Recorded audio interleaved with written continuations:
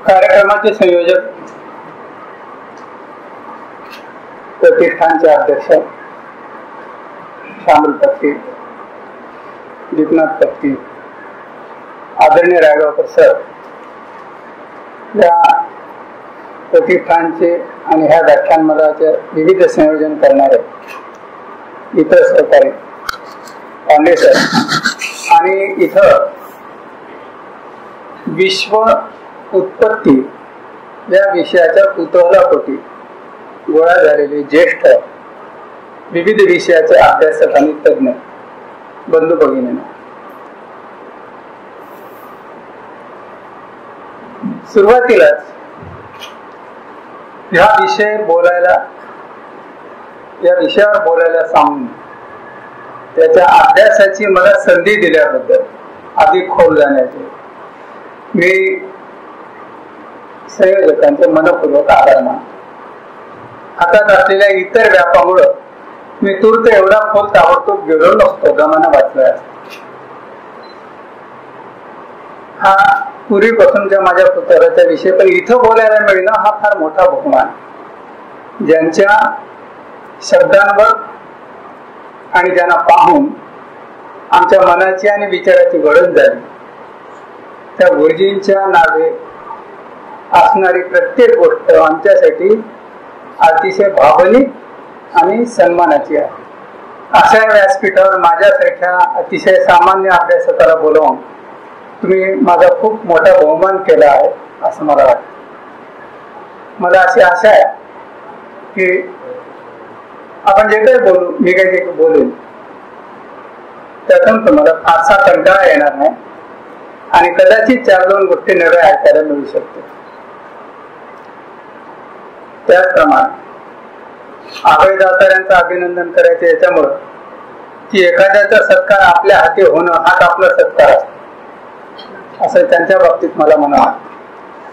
त्यांचे मनपूर्वक अभिनंदन. विषय खूप मोठा आहे, त्याच्यात 2 उपविषय आहेत आणि ते एकाच व्याख्यानात मांडायचे आहेत, म्हणून इतर उपचाराला फाटा देऊन आपण मूळ विषयाकडे जाऊ. या गेल्या महिन्यामध्ये ऑक्टोबर महिन्याच्या 8 तारखेला स्वीडिश अकॅडमीनं भौतिकशास्त्राचे नोबेल पुरस्कार जाहीर केले. दरवर्षीच होतात आणि ते की साधी गोष्ट नसते, ती विज्ञान विषयातली, विज्ञानाच्या क्षेत्रातली एक मोठा इव्हेंट असतो. नोबेल पारितोषिक जाहीर होणं. भौतिकशास्त्रातले नोबेल पारितोषिक या वर्षीचे त्या विषयाच्या अभ्यासकाला तो विषय आणि त्या विषयाचे पुरस्कार हे हार्दिक असतात, मनाला जाऊन भेटतात. विश्व म्हणजे हे कॉस्मॉस आणि आकाश निरीक्षण, खगोलशास्त्र हा माझ्या अभ्यासाचा विषय 40 वर्ष झाले असते. हे 3 माणसं आहेत, जेम्स पेबल्स किंवा पीबल्स, उच्चार बदलतो.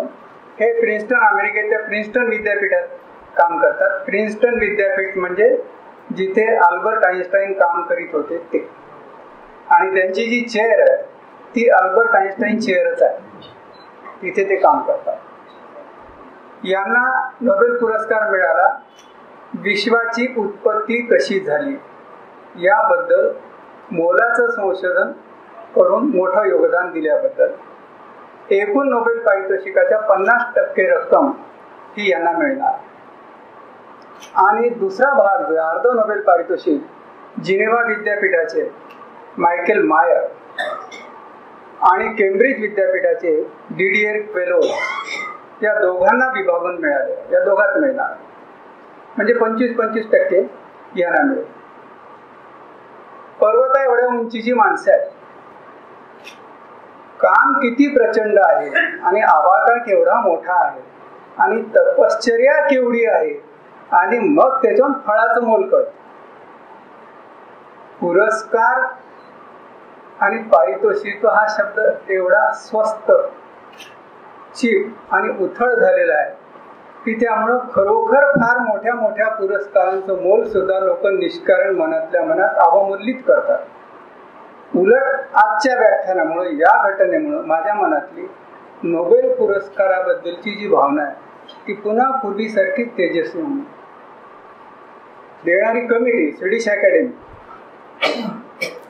लोकांना वाटते तिथे असं चालत असेल, ते तुम्ही नंतर ठरवा काय चालतं ते ऐकल्यानंतर. त्या तिघांना हे पारितोषिक मिळालं आणि तिघांना सायटेशन दिलेलं आहे स्वीडिश अकॅडमीने की विश्वाची उत्पत्ती आणि पृथ्वीचे विश्वातील स्थान याबद्दलची जी आपली समज आहे ती समज वाढवणं यासाठी दिलेलं योगदान. लोकांचा समज असतो की विज्ञानातले पारितोषिक हे शोधासाठी असतात आणि शोध म्हणजे असं 10 मिनिटात लागतं, मग लागलं की रातोरात मनुष्य जगप्रसिद्ध होऊन जातो वगैरे वगैरे. असं प्रत्येक वेळी होत नाही, फारच क्वचित तसंही होतं पण फार कमी वेळ. त्याच्याही मागे रातोरात प्रसिद्ध होण्यामागे 36 वर्षाची तपश्चर्या असू शकते जी कुणाला दिसलेली नसते. हे पारितोषिक जाहीर झाल्यानंतर जगभर म्हणजे देर आहे दुरुस्त आहे असं म्हणणार नाही, देर है मगर अंधेर आहे असं कुणालाही वाटलं नाही. सगळ्यांना हेच वाटलं की हे बरोबर झालं. बघा मला काय जाणवलं, ह्या दोघांचं नाव कुठं माहित होतं मला, 1995 मध्ये यांनी हा शोध लावला. मायकेल मायर आणि डिडियर क्वेलोज यांनी 1995 मध्ये दुसऱ्या ताऱ्याचा ग्रह शोधला. आपल्या सूर्यमालेभोवती जसे ग्रह फिरतात ना तसे दुसऱ्या ताऱ्याच्या ग्रहाचा शोध या दोघांनी 95 मध्ये लागला आणि त्यांना पुरस्कार मिळते 2019 मध्ये. लक्षात किती दिवस वाट पाहते अकॅडमी आणि किती निकषावरून किती गोष्टीवरून हे सिद्ध होतं. त्यांचा शोध आपण आधी समजावून घेऊ आणि मग विश्वाकडे वळू. पुढची स्लाइड. आपल्या सगळ्यांना आता हे माहीत झालेले सगळ्यांना ही आपली सूर्यमाला. मध्यभागी सूर्य, त्याच्याभोवती 9 ग्रह फिरतात, बुध शुक्र पृथ्वी मंगळ गुरु शनी युरेनस नेपच्यून आणि प्लुटो. याच्याशिवाय मंगळ आणि गुरु यांच्यामध्ये एक लघुग्रहांचा पट्टा आहे आणि कधी कधी धूमकेतू येऊन जातात, कधी कधी उल्कापाई येतात. हे आहेत आपल्या सूर्यमालेचे सदस्य. यापैकी या ग्रहांपैकी आपल्याला बुध शुक्र मंगळ गुरु आणि शनी हे ग्रह हजारो वर्षापासून माहीत होते. नक्की कधी कशाचा शोध लागला आणि केव्हा लागला हे तर तूर्त आपल्याला माहित नाही. हे ग्रह आधीपासून माहीत होते. 5 ग्रह, त्याच्यामध्ये चंद्र आणि सूर्य हे 2 खगोलीय गोल घेऊन आपण 7 आठवड्याला 7 नावं देऊन टाकलेली. ह्या 5 ग्रहात आणि आपली पृथ्वी एक आहे ती आपण धरत नाही कारण आपण पृथ्वीवरच आहोत. ह्या 5 ग्रहच आपण गृहीत धरलेले होते, दिसत होते.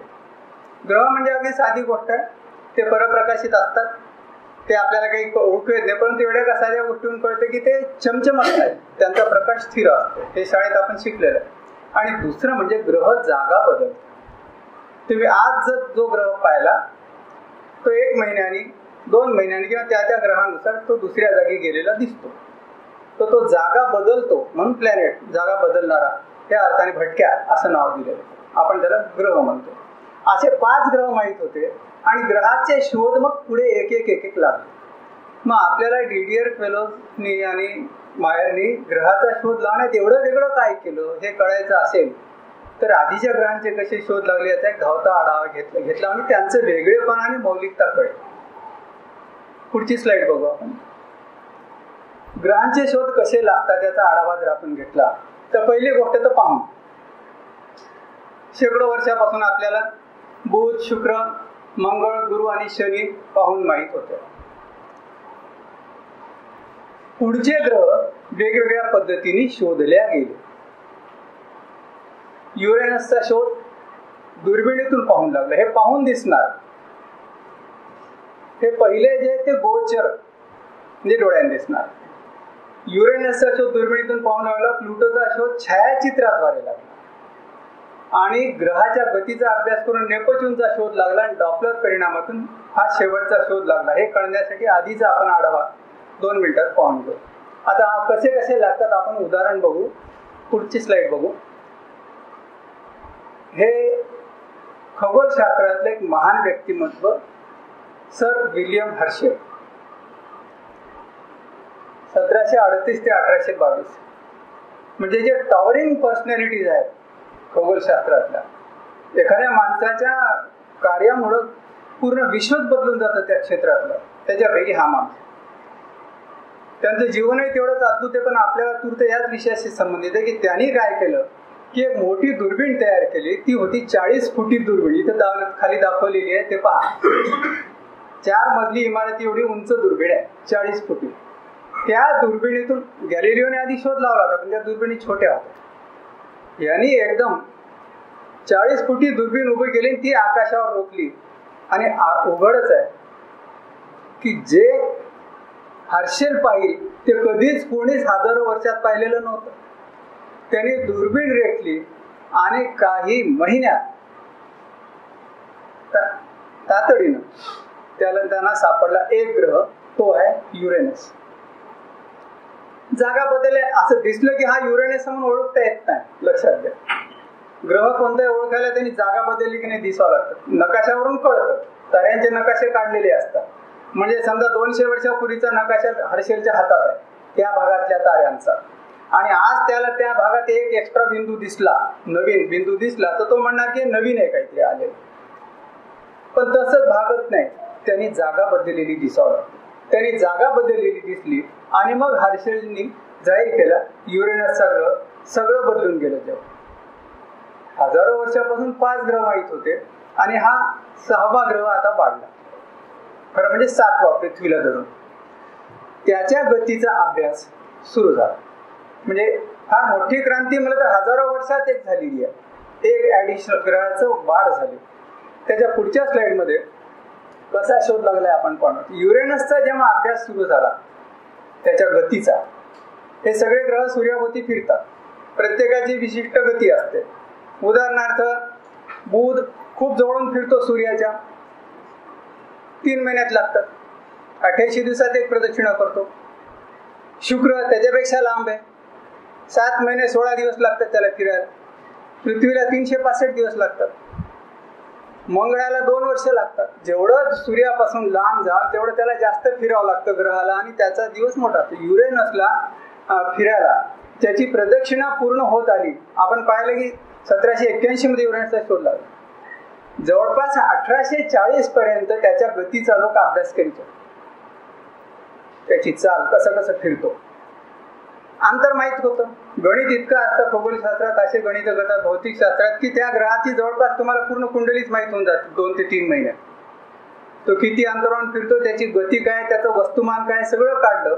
आणि मग लोकांनी शोधून काढलं की हा नीट चालत नाहीये, याची गती बरोबर नाही, हा रेंगाळतोय, हा ओढल्या जातोय, खेचल्या जातोय. म्हणजे कुणीतरी पलीकडे असेल की जे त्याला खेचतंय. चाल चलन पाहून त्याच्यावर कोणत्या शक्ती कार्य करीत आहे पटकन ओळखू येत. तर ते दिसलं, त्याचा अभ्यास सुरू केला. हा अभ्यास ली व्हेरियर आणि जॉन कुच ॲडम्स या 2 माणसांनी केला. किती अभ्यास असतो तुम्हाला सांगतो. त्यांनी त्याच्या गतीचा अभ्यास करून 1946 मध्ये जाहीर केलं की युरेनसला खेचणारा एक जास्तीचा ग्रह पलीकडे असला पाहिजे. तो ग्रह किती वस्तुमानाचा असेल, तो किती अंतरावर असेल, किती वेगाने फिरत असेल, सध्या तो कुठे असेल आणि आकाशात कुठे दिसेल, ही सगळी गणितं त्यांनी मांडली. ही गणितं 1846 मध्ये जाहीर झाली. भौतिक विज्ञानात जे असतं त्याचं म्हणजे लोकांना वाटतं कल्पना सुचून होत नसतं, कागदावर गणितात यावं लागतं. आणि विश्वास किती असतो बघा. ली व्हेरियर आणि कुच ॲडम्सनी आपलं हे जाहीर केले तेव्हा आपले निरीक्षण की असा एक ग्रह असला पाहिजे, तो ग्रह या अंतरावरून फिरत असला पाहिजे, सध्या तो इथे असेल. जगात लोक दुर्बिणीतून शोधायला सुरू झाले. 2 ठिकाण होते. अजून एक तिसरा एक माणूस आहे, त्याचं नाव याच्यात नाही कारण त्यांना थोडा उशीर झाला. अजून एका संशोधकांनी दुर्बीण रोखली त्या दिवशी, परंतु तिथं आले होते ढग. लंडनमध्ये ढग फार असतात, वर्षभर ढग येतात आगायला. त्याची संधी हुकली शोधाची. दुसऱ्या एकाने शोधायचा प्रयत्न केला, त्याच्याकडे नकाशे जुने मिळाले. तर ते नकाशे ताऱ्यांचे असल्याशिवाय तुम्हाला जास्तीचा बिंदू ओळखता येत नाही. आणि हे गेल आणि अरेस्ट गॉटफ्रीड गेल हे दोन असे होते की यांना नकाशेही वेळेवर मिळाले आणि त्यावेळेस आकाशातही ढग नव्हते. त्यांनी दुर्बीण रोखली. अद्भुत आहे. मी त्या पहिल्यांदा वाचलं तेव्हाही जसा मला अंगावर काटा आला तरी काय बुद्धी असते माणसांची. त्यांनी ली वॅरियर आणि ॲडम्सनी सांगितलेल्या ठिकाणी दुर्बीण रोखली आणि केवळ 3 दिवसात ती बदल नोंदवला की त्याच ठिकाणी तिथेच तो हरवलेला कोणालाही माहीत नसलेला तारा ग्रह उपस्थित होता. असा नेपच्यूनचा शोध लागला. म्हणजे बघा शोध कशातून लागला. आता हा गतीचा पहिलं दुर्बिणीतून पाहू. हा त्याच्या गतीचा चालण्याचा अभ्यास. दरवेळी असंच लागतात असं नाही. युरेनस खूप लांब आहे, नेपच्यून खूप लांब आहे, त्यांना फिरायला खूप दिवस लागतात. 148 असे वर्ष. युरेनसचा अभ्यास नेपच्यूनचा अभ्यास सुरू झाला. नेपच्यूनचा अभ्यास सुरू झाला तर पुन्हा असं आढळून गेलं की हे ग्रस्त पण सरळ चालत नाही. यांच्या पण गतीत आपल्याला हवं तसं चाल नाहीये. कुठेतरी घुटमळतात, कुठेतरी मध्येच मागे ओढल्या जातात. मग याचा पण अभ्यास सुरू झाला आणि त्याचा अभ्यास झाल्यावर कळालं की ह्याला आपण खेचणारं कोणीतरी पलीकडे अजून एक ग्रह असला पाहिजे. पण ते अंतर खूप जास्त. लक्षात घ्या, हा जो प्लुटो आहे 260 वर्षात एक प्रदक्षिणा करतो पृथ्वीवर. 260. शनीला 30 वर्ष लागतात. आपल्याला तेच फार जास्त वाटत होत. सगळ्यात दूरचा शहर ज्ञात ग्रह आपल्याला शनी होता. तो 30 वर्षात एक प्रदक्षिणा करतो. म्हणजे 12 राशीमध्ये एका राशीत 2.5 वर्ष राहतो. म्हणून हळूहळू चालतो. म्हणून शनय शनय म्हणून शनी त्याला नाव पडलं. हे तर आता शनय शनयच्या पलीकडे 260 वर्ष एका प्रदक्षिणेवर. तर त्याची हालचाल मोजणार कशी, किती दूर असावं. म्हणजे इतका पृथ्वी खूप मोठी आहे त्या मानाने. प्लुटो तर खूपच लांब. जर तुम्ही प्लुटोवर गेला आणि सूर्याला पाहिलं तर कसा दिसेल. तर या पडद्यावर इथे टाचणीने एक छिद्र पाडायचं आणि ते 10 फूट अंतरावरून पाहायचं. तेवढा सूर्य प्लुटोहून दिसेल. याहून कल्पना करा की ती आता तो दिसेल कसा, कोणत्या दुर्बिणीतून आणि त्याची तो सरकलेला कसं पाहणार. वेगळी पद्धत पुढच्या स्लाइडमध्ये दिसते. छायाचित्र ही एकदम वेगळी पद्धत. हा पण असाच अफाट मनुष्य क्लाइड टोम्बॉग. टोम्बॉगने काय केलं की त्या भागातले जिथे तो असावा असे अंदाज सांगितलेले होते, अंदाज नव्हे गणित सांगितलेले होते, त्यांचं निरीक्षण केलं आणि त्याचे नकाशे मिळवले, त्याचे छायाचित्र मिळवले. इथं 2 छायाचित्र दिसतात. प्लुटोचा शोध लावणारे क्रांतिकारक छायाचित्र आहेत 2. या दोन्हीतच सगळं फायनल झालं. एक छायाचित्र 23 जानेवारी 1930 आणि दुसरे 29 जानेवारी 1930. केवळ 6 दिवसाचा फरक आहे.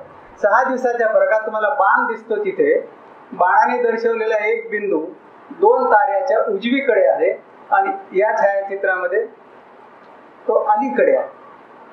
23 जानेवारीला 2 ताऱ्यांच्या या बाजूला इथे दिसला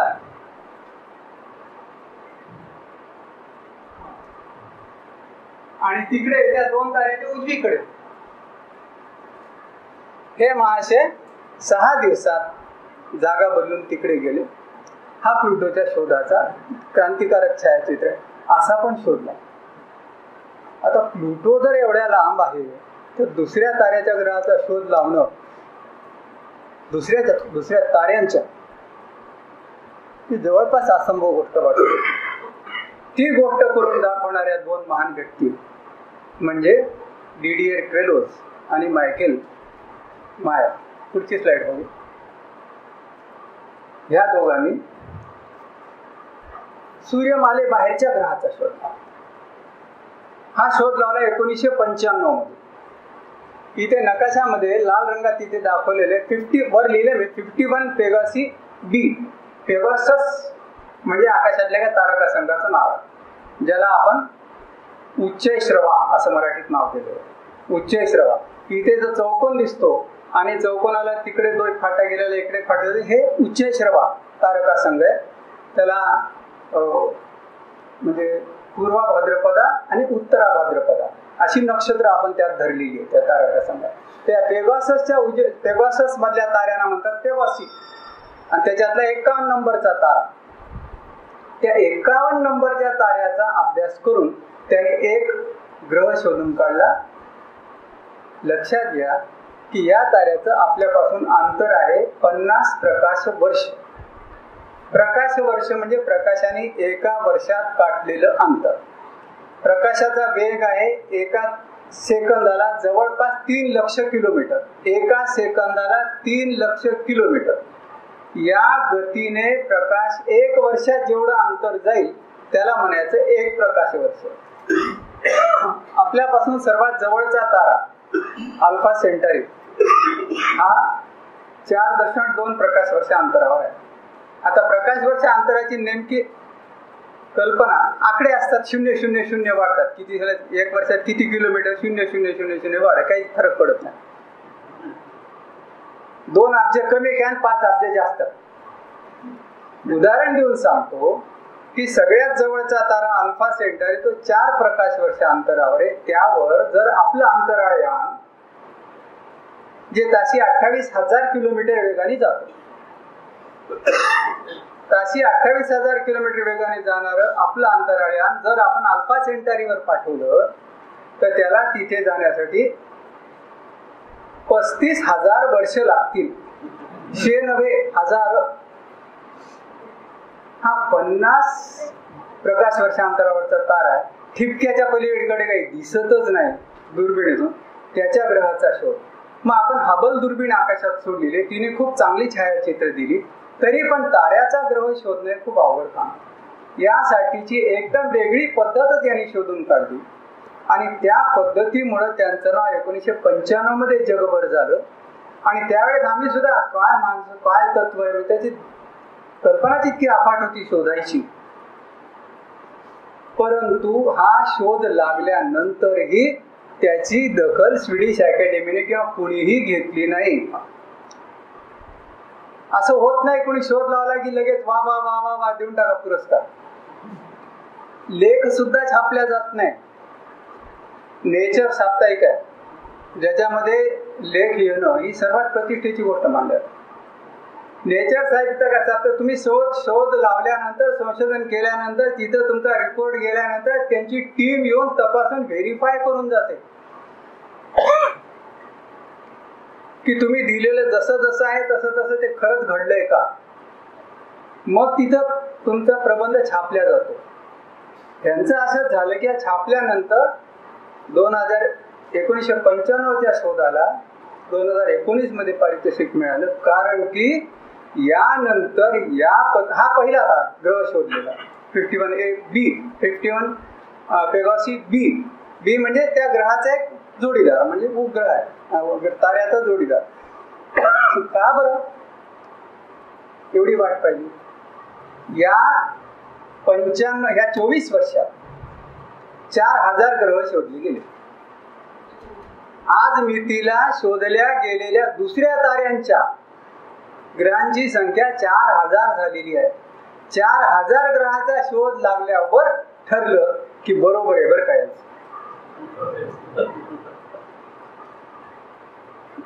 पुन्हा पुन्हा पुन्हा पुन्हा पुन्हा पुन्हा घासून शुद्ध सोनं असल्याशिवाय त्याला सोनं म्हणून मान्यताच मिळेल. तसं हे संशोधन काय केलं ते सांग बघू आपण. पुढची स्लाइड बघा. ही पार्श्वभूमीची स्लाइड आहे की जर त्यांनी कसा शोध लावला हे कळायचं असेल तर आपल्याला डॉपलर परिणाम कळायला पाहिजे. कारण हा पुढच्या पण विश्व संशोधनामध्ये पण ह्याचा संदर्भ खूप महत्वाचा आहे. याच्या आधारित सगळं आपलं जे विश्व आपल्याला कळाले त्याला हा डॉपलर परिणाम महत्वाचा आहे. काय अगदी साध्या भाषेत सांगतो.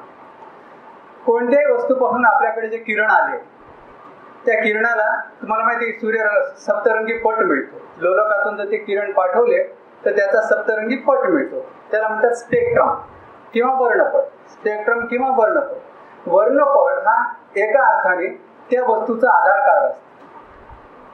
आधार कार्डावरती आपल्या शरीरात दिसतात की नाही, बस हे त्याचा आधार कार्ड. ज्या ताऱ्यावरून तो आला प्रकाश आणि आपण त्याचा वर्णपट घेतला की प्रत्येक ताऱ्याचा इतकंच नव्हे तर तुम्ही जो दिवा लावाल त्या दिव्याचा, तुमच्या घरातला दिवा दुसऱ्याच्या घरातला दिवा, त्याचा सुद्धा प्रत्येकाचा वर्णपट हा त्या त्या स्त्रोताच्या माहितीचा संग्रह असतो. अचूक हे लक्षात घ्या. वर्णपट हे मुख्य होत. तुम्ही त्या ताऱ्यावर न गेलात तरी त्या ताऱ्यावर काय तुम्हाला इथं बसून कळतं.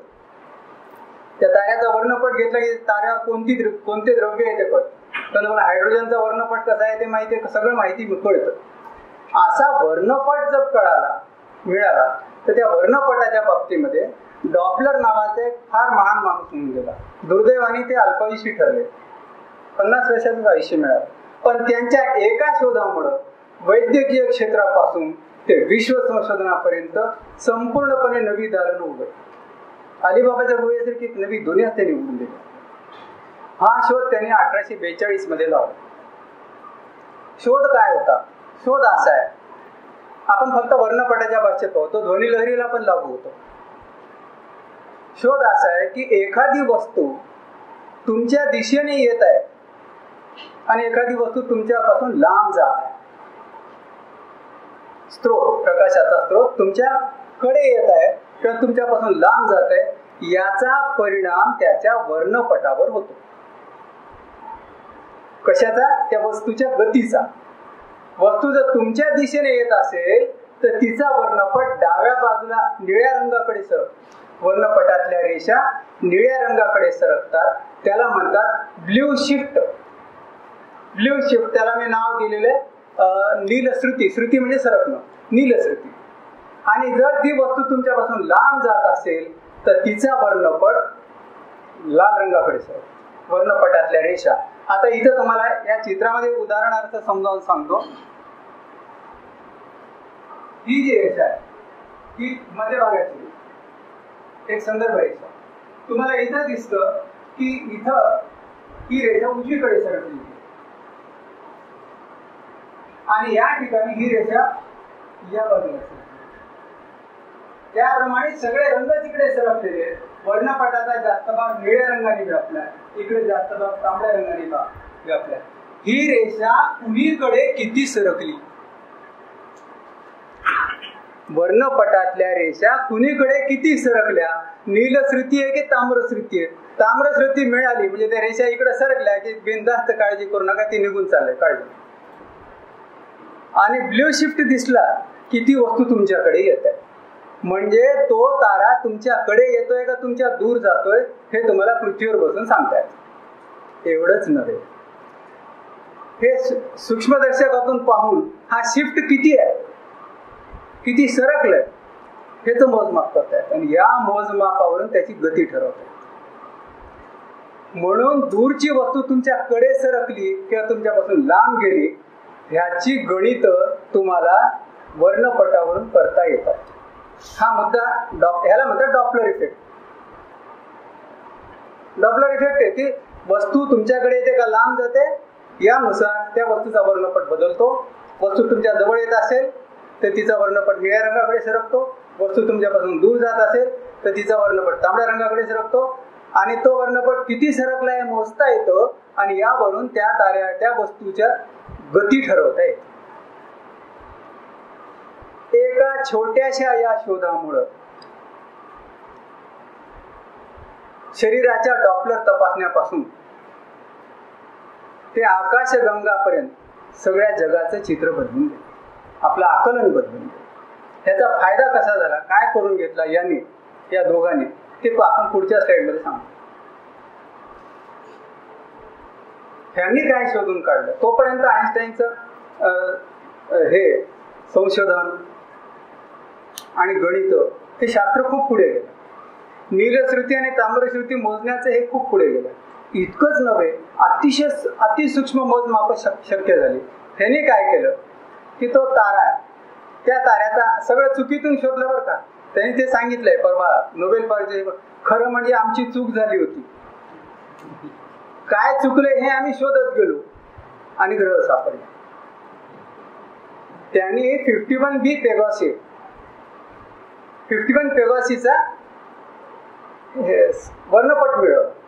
तो वर्णपट दोघांनी घेतला आणि तो वर्णपट, आणि कोणती गोष्ट एका निरीक्षणावरून कधीच ठरत नाही, पुन्हा पुन्हा असंख्य वेळा निरीक्षण घेऊन त्याची सरासरी काढली जाते. तेव्हा त्या ताऱ्याच्या अंतरंगाचा अभ्यास करण्यासाठी त्यांनी वर्णपट घेतला आणि वर्णपट घेतला तर ते नीट येईन झाले. वर्णपट एकदा वेगळ्याच आले, एकदा वेगळाच आले. मग यामुळे ते अस्वस्थ झाले आणि दोघांनी पुन्हा त्यांना लक्षात आलं की चूक आपल्या रीडिंग बरोबर मिळत नाही, चुका होत आहेत. काय चुका होत आहेत? मग त्यांना असं दिसलं की ते एकदा रेड शिफ्ट दाखवतं, एकदा ब्ल्यू शिफ्ट दाखवतं. आता एकच तारा जवळ आल्या आणि लांब आल्या असं घडू शकतं. म्हणजे आपलं काहीतरी चुकतंय. 100 वेळेस तपासण्या करून बरोबर रीडिंग घेण्याचा प्रयत्न केला, तेच घडत आहे. त्याचा अर्थ एकच आहे की तारा आपल्याकडे सरकतोय आणि आपल्यापासून लांब जातो. कोणी स्वप्नात तरी कल्पना करू शकेल असं घडेल की पृथ्वीच्या दिशेने तारा सरकतो पुन्हा मागे जातो? त्याच्यामुळे त्यांना वाटत होते की आपलं चुकतंय. असं तर होऊ शकत नाही. पुढे अधिक अभ्यास केल्यावर गणिताने त्यांच्या लक्षात आलं की आपण किती अलीकडे जातो आणि किती पलीकडे जातोय मोजू शकतो. ते मोजलं, ते मोजल्यावर त्यांना त्यात किती फरक पडतो लक्षात आलं. मग याचा अर्थ एकच आहे की या ताऱ्याला इकडे ढकलणार आणि तिकडे ओढणार कुणीतरी असलं पाहिजे. नीलश्रुती दिसते, नंतर ताम्रश्रुती दिसते, म्हणजे याला आपल्याकडे ओढणार आणि तिकडे ढकलणार कुणीतरी असलं पाहिजे. ती मोजली आणि मग त्यांनी त्याच्या आधारे सांगितलं की या ताऱ्याला एक ग्रह असलाच पाहिजे. ह्या ताऱ्याला एवढं अलीकडे ओढण्यासाठी त्या ग्रहाचं वस्तुमान किती असलं पाहिजे.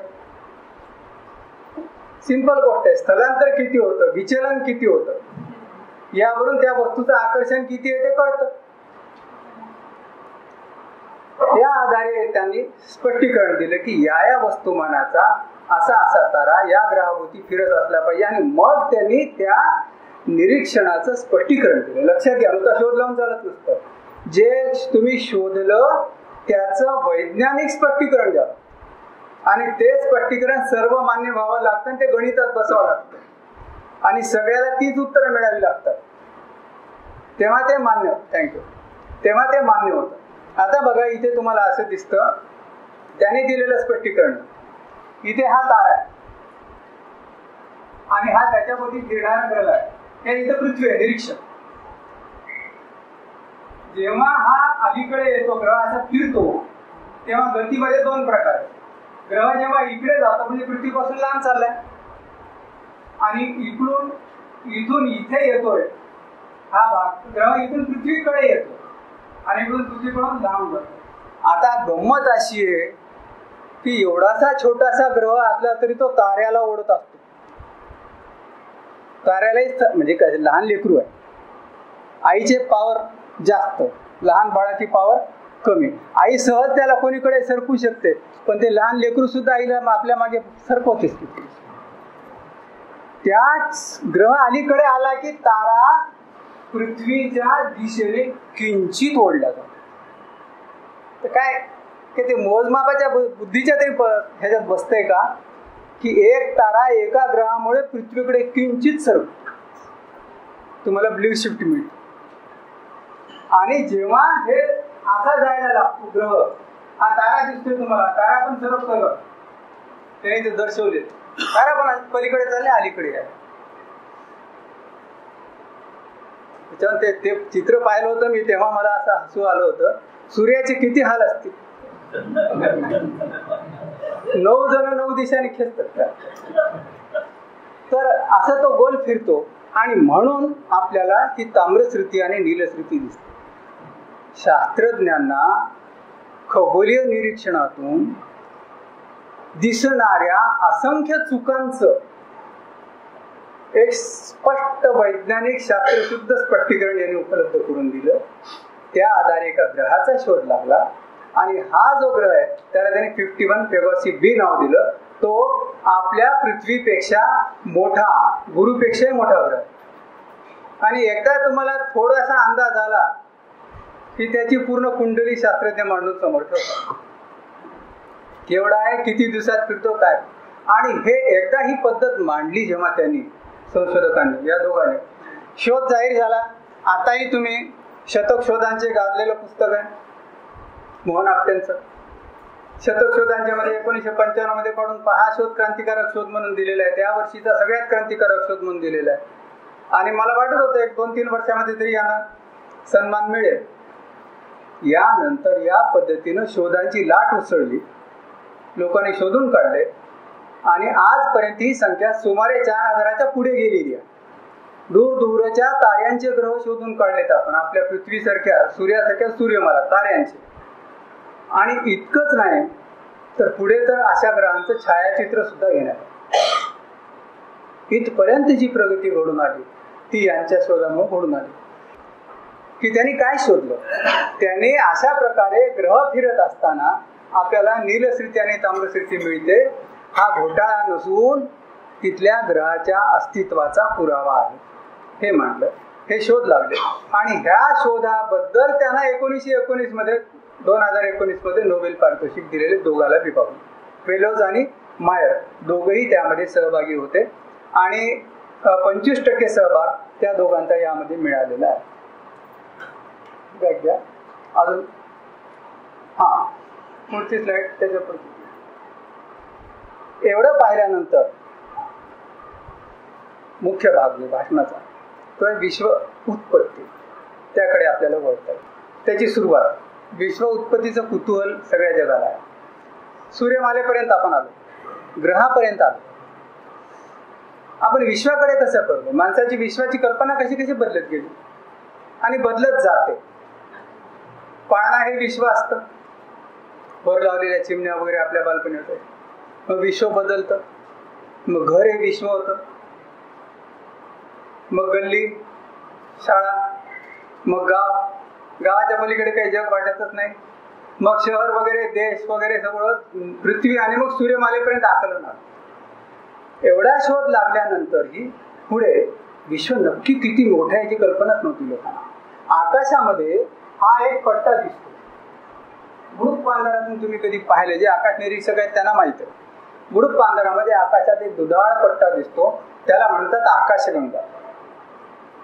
खूप वर्षापासून हे नाव प्रचलित होतं, आकाशगंगा.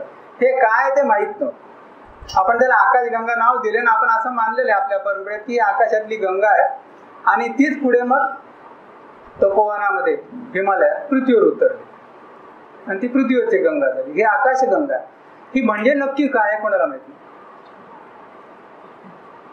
हे शोधणारा, याबद्दल दिशा देणारा माणूस होता गॅलिलिओ गॅलिली.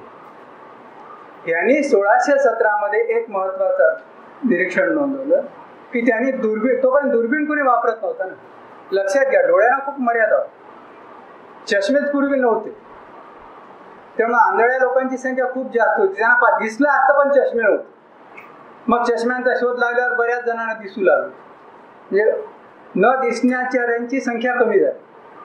दुर्बीण आली की जे कोणीच पाहिलं नव्हतं ते गॅलिलिओने पाहिलं आणि गॅलिलिओने दुर्बिणीतून पाहिलं की हे पट्टा जेवणे तारे तारे, हजारो तारे असे सांडल्यासारखे विखुरलेले. आणि अशा प्रकारे त्यांनी आकाशगंगा म्हणजे ताऱ्यांचा एक समुच्चय आहे, मोठा समूह आहे हे शोधून काढले. या आकाशगंगेचा पहिला नकाशा, ही आकाशगंगा केवढी आहे ह्याचा पहिला नकाशा पुन्हा विल्यम हर्शेलने तयार. ते काम त्याचं अतिशय मोठं मानलं जातं. आज त्याच्यावर बोलायला आपल्याला वेळ नाही. त्यांनी पूर्ण आकाशगंगेमध्ये किती तारे असावेत, किती शाखा आहेत, कशा कशा आहेत, हे जे चित्र आहे हे पूर्ण चित्र, ही आकाशगंगा म्हणजे त्याच्यातला प्रत्येक सूक्ष्म बिंदू म्हणजे एक एक तारा. सुमारे 1 अब्ज ते 4 अब्ज तारे आहेत त्याच्यामध्ये आकाशगंगेमध्ये. प्रत्येक तारा म्हणजे आपला सूर्य हा मीडियम मध्यम प्रमाणचा तारा, सूर्याच्या पेक्षा कित्येक मोठे, म्हणजे सूर्य जर आपल्या हाताच्या गोळी एवढा असेल तर माझ्या एवढा एक एक तारा, असे असणारे असंख्य तारे आहेत. हे सर्व तारे 4 अब्ज तारे हे एका स्पायरल सर्पिल आकारामध्ये आहेत. हे वरून पाहिलेलं आकाशगंगेचं चित्र आहे. एका साईडनं पाहिलं तर चकती वेगळी दिसेल. इडली आहे, इडली तुम्ही वरून पाहता असं समजा, आणि त्या इडलीतला एक एक दाणा कण म्हणजे एक एक सूर्य तुम्हाला भरगच्च दिसते. तर भिंगातून पहा बरं इडलीला मध्ये गॅप दिसते. तशी ह्यामध्ये खूप पोकळ्या आहेत प्रचंड, म्हणजे इथून त्या सगळ्यात जवळच्या तारा तर 4 प्रकाश वर्षावर मध्ये किती पोकळी आहे बघ. हा शोध सगळा ह्याने लावला की ही आकाशगंगा स्वतः होती फिरते. लक्षावधी वर्षात एक फेरी करते, सगळे तारे फिरतात, ते फिरतात. हा पूर्ण शोध लावला आणि आपलं विश्व बदलले. आपल्याला वाटतं सूर्यमाला, प्लुटो इथपर्यंत आपलं खूप मोठा आहे जग, आता छोटं नाही राहिलं. शनीच्या पलीकडे गेलं. मग कळालं की हा तर एक फारच छोटा बिंदू, अब्जावधी पैकी एक. आपलं विश्व फार मोठं आहे. त्याची रुंदी जे 1,00,000 प्रकाश वर्ष, 1,00,000 प्रकाश वर्ष, म्हणजे या ताऱ्याकडचा प्रकाश या बिंदूपर्यंत जायला 1,00,000 वर्ष लागतात. ही आकाशगंगेची रुंदी आहे. आता एवढी रुंदी म्हणजे आपल्या विश्वाची लांबी रुंदी वाढली. 1,00,000 प्रकाश वर्ष झालं आपलं विश्व. हे शोधल्यानंतर आता विश्व एवढं मोठं झालं, अब्जावधी तारे, इतकंच कळत होतं. सगळ्यात मोठं जे टॉवरिंग नाव असंच आहे मोठं दुसरं आमच्या खगोलशास्त्राचं आणि विश्व संशोधनातलं, त्या माणसाने हे सगळं चित्र पुढे बदलून टाकलं. पुढची स्लाइड द्या. हे आहेत एडविन हबल. म्हणजे आज आपली जे काही विश्वविषयक संकल्पना, जे काही आकलन आहे, ह्या सगळ्याचा मूळ पाया ज्या माणसाच्या एका शोधामुळे लागला तो माणूस आहे एडविन हबल. फारच अफाट व्यक्तिमत्व. माउंट विल्सन येथील वेधशाळेमध्ये ते काम करीत होते. तिथून दुर्बिणीतून पाहत होते. त्यावेळेस त्यांना सगळ्यात मोठी दुर्बीण उपलब्ध झाली पण ते नुसते दुर्बिणीतून पाहत नव्हते, अन्वयार्थ लावत होते, शोध घेत होते. या एडविन हबलने काय केलं, हे जे चित्र तुम्हाला दिसतंय, ही आहे सुप्रसिद्ध लोकांची आवडती देवयानी आकाशगंगा, म्हणजे अँड्रोमेडा गॅलेक्सी जिला म्हणतात ती. अँड्रोमेडा गॅलेक्सी म्हणजे काय, आकाशामध्ये देवयानी नावाचा तारका संघ, त्याला अँड्रोमेडा म्हणतात इंग्रजी. तर त्या आकाशगंगाचे धूसर दुर्बिणीतून एक धूसर पुंजका दिसत. दुर्बिणीतून चांगल्या दुर्बिणीतून सुद्धा कापसाचा एवढा पुंजका पडल्यासारखा दिसतो. ती देवयानी आकाशगंगा. हबल दुर्बिणीतून ती अशी सुंदर दिसू लागली. हिचा अभ्यास केला आणि हिचा अभ्यास केल्यानंतर ताऱ्यांची अंतर मोजण्याची एक वेगळी अजून एक पद्धत, हेनरिटा लेविट नावाची एक फार महान संशोधिका म्हणून दिली. तिनं इथं बसून त्या ताऱ्याचं आपल्यापासून अंतर किती मोजायची पद्धत शोधून काढली. त्या पद्धतीला म्हणतात सिफाईड व्हेरिएबल स्टार सिस्टीम. सिफाईड नावाच्या एका ताऱ्याच्या प्रकाराचा अभ्यास करून ते अंतर मोजता येतं. त्या पद्धतीनं तुम्हाला त्या ताऱ्याचं आपल्यापासून अंतर मोजता. ह्या महाशयाने दुर्बीण पाहिलं, निरीक्षण केलं आणि याच्यातला एक सिफाईड व्हेरिएबल स्टार त्यांना आढळला आणि त्याचा त्यांनी अभ्यास केला आणि अभ्यास करून सांगितलं की याचं अंतर आपल्यापासून 10 ते आकडे बदलले बरं का, 9 लक्ष प्रकाश वर्ष आहे. एकदम गोंधळ उडाला सगळ्यांचा, चुकायला गणित. आकाशगंगेची लांबी 1,00,000 किलोमीटर आहे ना, त्याच्या पलीकडे विश्व असूच शकत नाही ना. आज आपल्याला माहिती आहे अंतर 22 लक्ष प्रकाश वर्ष आहे बरं का. करेक्शन होत. अँड्रोमेडा गॅलेक्सीचं आपल्यापासून अंतर 22 लक्ष प्रकाश. ह्यांनी शोध लावून सांगितलं की हे तारका विश्व आपल्यापासून 10 लाख प्रकाश वर्ष पुढे करेक्शन केलं 15 लक्ष प्रकाश वर्ष अंतरावर आहे. आणि हे जे बाजूला दिसतात ह्या पण वेगळ्या प्रकारची तारका विश्वच आहेत. गॅलेक्सीला मराठी शब्द तारका विश्व, बहुतेक जण आफ्रिका आपलं वेगवेगळे शब्द वापरतात. मला जास्तीत जास्त समर्पक वाटलेला शब्द तारका विषय नारळीकरांनी तो रूढ केलेला. तर हा शोध लागल्यावर कुठं थांबलेत. मग दिसलं तारका विश्व की मग अंतर सुरू झालं आणि मग आपल्या पृथ्वीपासून शेकडो लाखो प्रकाशवंत अंतरावर असणाऱ्या हजारो तारका विश्वांचा शोध लागला. आणि मग लोक म्हणले अरे भलतच मोठं आहे विश्व. म्हणजे हा शोध क्रांतिकारक कशामुळे केला. आणि दुसरं महत्वाचं म्हणजे अंतर मोजायची पद्धत, सिफाईड व्हेरिएबल्स कुठं वापरल्या जाऊ शकतात हे दाखविलं. आणि मग काय, एका शास्त्रज्ञाने शोध लावला की जगभरच्या दुर्बिणी आणि जगभरातले शास्त्रज्ञ गावोगाव शोध आणि हजारो तारका विश्वाचा शोध लागला. आपलं विश्व विराट विराट विराट व्हायला लागलं. हा शोध जेव्हा लागला एवढा, हा लागतानाच अजून एक महत्वाची गोष्ट एडविन हबलने केली. एक तर अनेक तारका विश्व आहेत हे कळलं. आपली सूर्यमाला असणाऱ्या सूर्यासारख्या 1 अब्ज ताऱ्यापासून बनलेलं आपली आकाशगंगा अशा आकाशगंगेसारख्या किंवा तारका विश्वांचे समूह आहेत, त्याला म्हणतात क्लस्टर्स ऑफ गॅलेक्सीज, समूह आहेत. आणि मग पुढे त्यांनी शोधून काढले की हे समूह म्हणजे बेट आहे. इकडे एक समूह आहे, इकडे एक समूह आहे, इकडे एक समूह आहे. आकड्या शून्याचा फरक, शून्याचा फरक. किती प्रकाश वर्ष, प्रचंड अंतर वाढत. अजूनही विश्व कसं निर्माण झाल्याचा संबंध आलेला नाहीये. ह्याच माणसामुळे सगळं घडलं. एडविन हबल म्हणजे आपलं सगळं जगत बदललं. त्याने पुढचा शोध काढला. पुढची स्लाइड. ह्या चित्रामुळं आपल्या विश्वाचं एक आपल्या नजरेपुढे एक चित्र तयार होऊन बसलं. हा बहुतेक भाग तोच आहे. ह्याच्यातला किंचित काही गोष्टी बदलल्यात हबलच्या शोधानंतर. आता हे आपल्या विश्वाबद्दलचं चित्र काय तुम्हाला आधी समजलं म्हणजे पुढचे शोध काय, त्याच्यात काय क्रांती लक्षात येईल. पहिली गोष्ट, आपलं विश्व हे खूप मोठं आहे. त्यामध्ये अनेक तारका विश्व आहेत, म्हणजे गॅलेक्सीज आहेत. हे विश्व विस्तारतंय असं फोटो म्हणून ते घेतलंय त्या माणसाबद्दल. अनेक गॅलेक्सीज आहेत आणि गॅलेक्सीजच्या मध्ये पोकळ्या आहेत. एक तारका विश्व इथं आहे, दुसरं तारका विश्व. किती पोकळ्या आहेत त्याचा अंदाज मी पुन्हा सांगून ठेवतो. लक्षात घ्या, सगळ्यात जवळचा तारा 4 प्रकाश वर्ष अंतर, मध्ये नुसतं व्हॉइड म्हणजे नुसती स्पेस. ताऱ्यात जर एवढी पोकळी असेल तर 2 आकाशगंगा केवढी पोकळी. म्हणून आपलं विश्व हे गॅलेक्सीज अँड व्हॉइड्स म्हणजे तारका विश्वे आणि आंतर तारका विश्वीय पोकळ्या ह्यांनी बनलेलं आहे. जेवढं डोक्यात मावल तेवढी कल्पना आपण करू शकतो ज्याच्या त्याच्यानुसार, बरं का. असं बनलेलं आहे. नंबर 2, सगळ्यात महत्वाचं, आपण मानतो तसं हे विश्व अनादी आणि अनंत आहे आणि त्या क्षणापर्यंत तसं होतं. अनादी आणि आनंद म्हणजे या विश्वाला सुरुवात नाही आणि या विश्वाला शेवट नाही. म्हणून मी अनादी पुढे प्रश्नार्थक चिन्ह दिलं. आता तसं राहिलेलं नाही. बिग बँग म्हणजे विश्वाची सुरुवात, म्हणजे विश्वाला आदी आहे, अंत आहे की नाही तूर्त माहित नाही. सध्या आपण अनंत मानतो. अनंतत्वाची कल्पना करणं काहीच कठीण नसतं, कारण काय तुम्ही पुढे जा, किती जेवढी कल्पना शक्ती जायची तेवढी जा. अंत आला की अजून पुढे जा. ह्याला काही मिनिंग. अस्तित्व आहे का? अर्थ केव्हा आहे?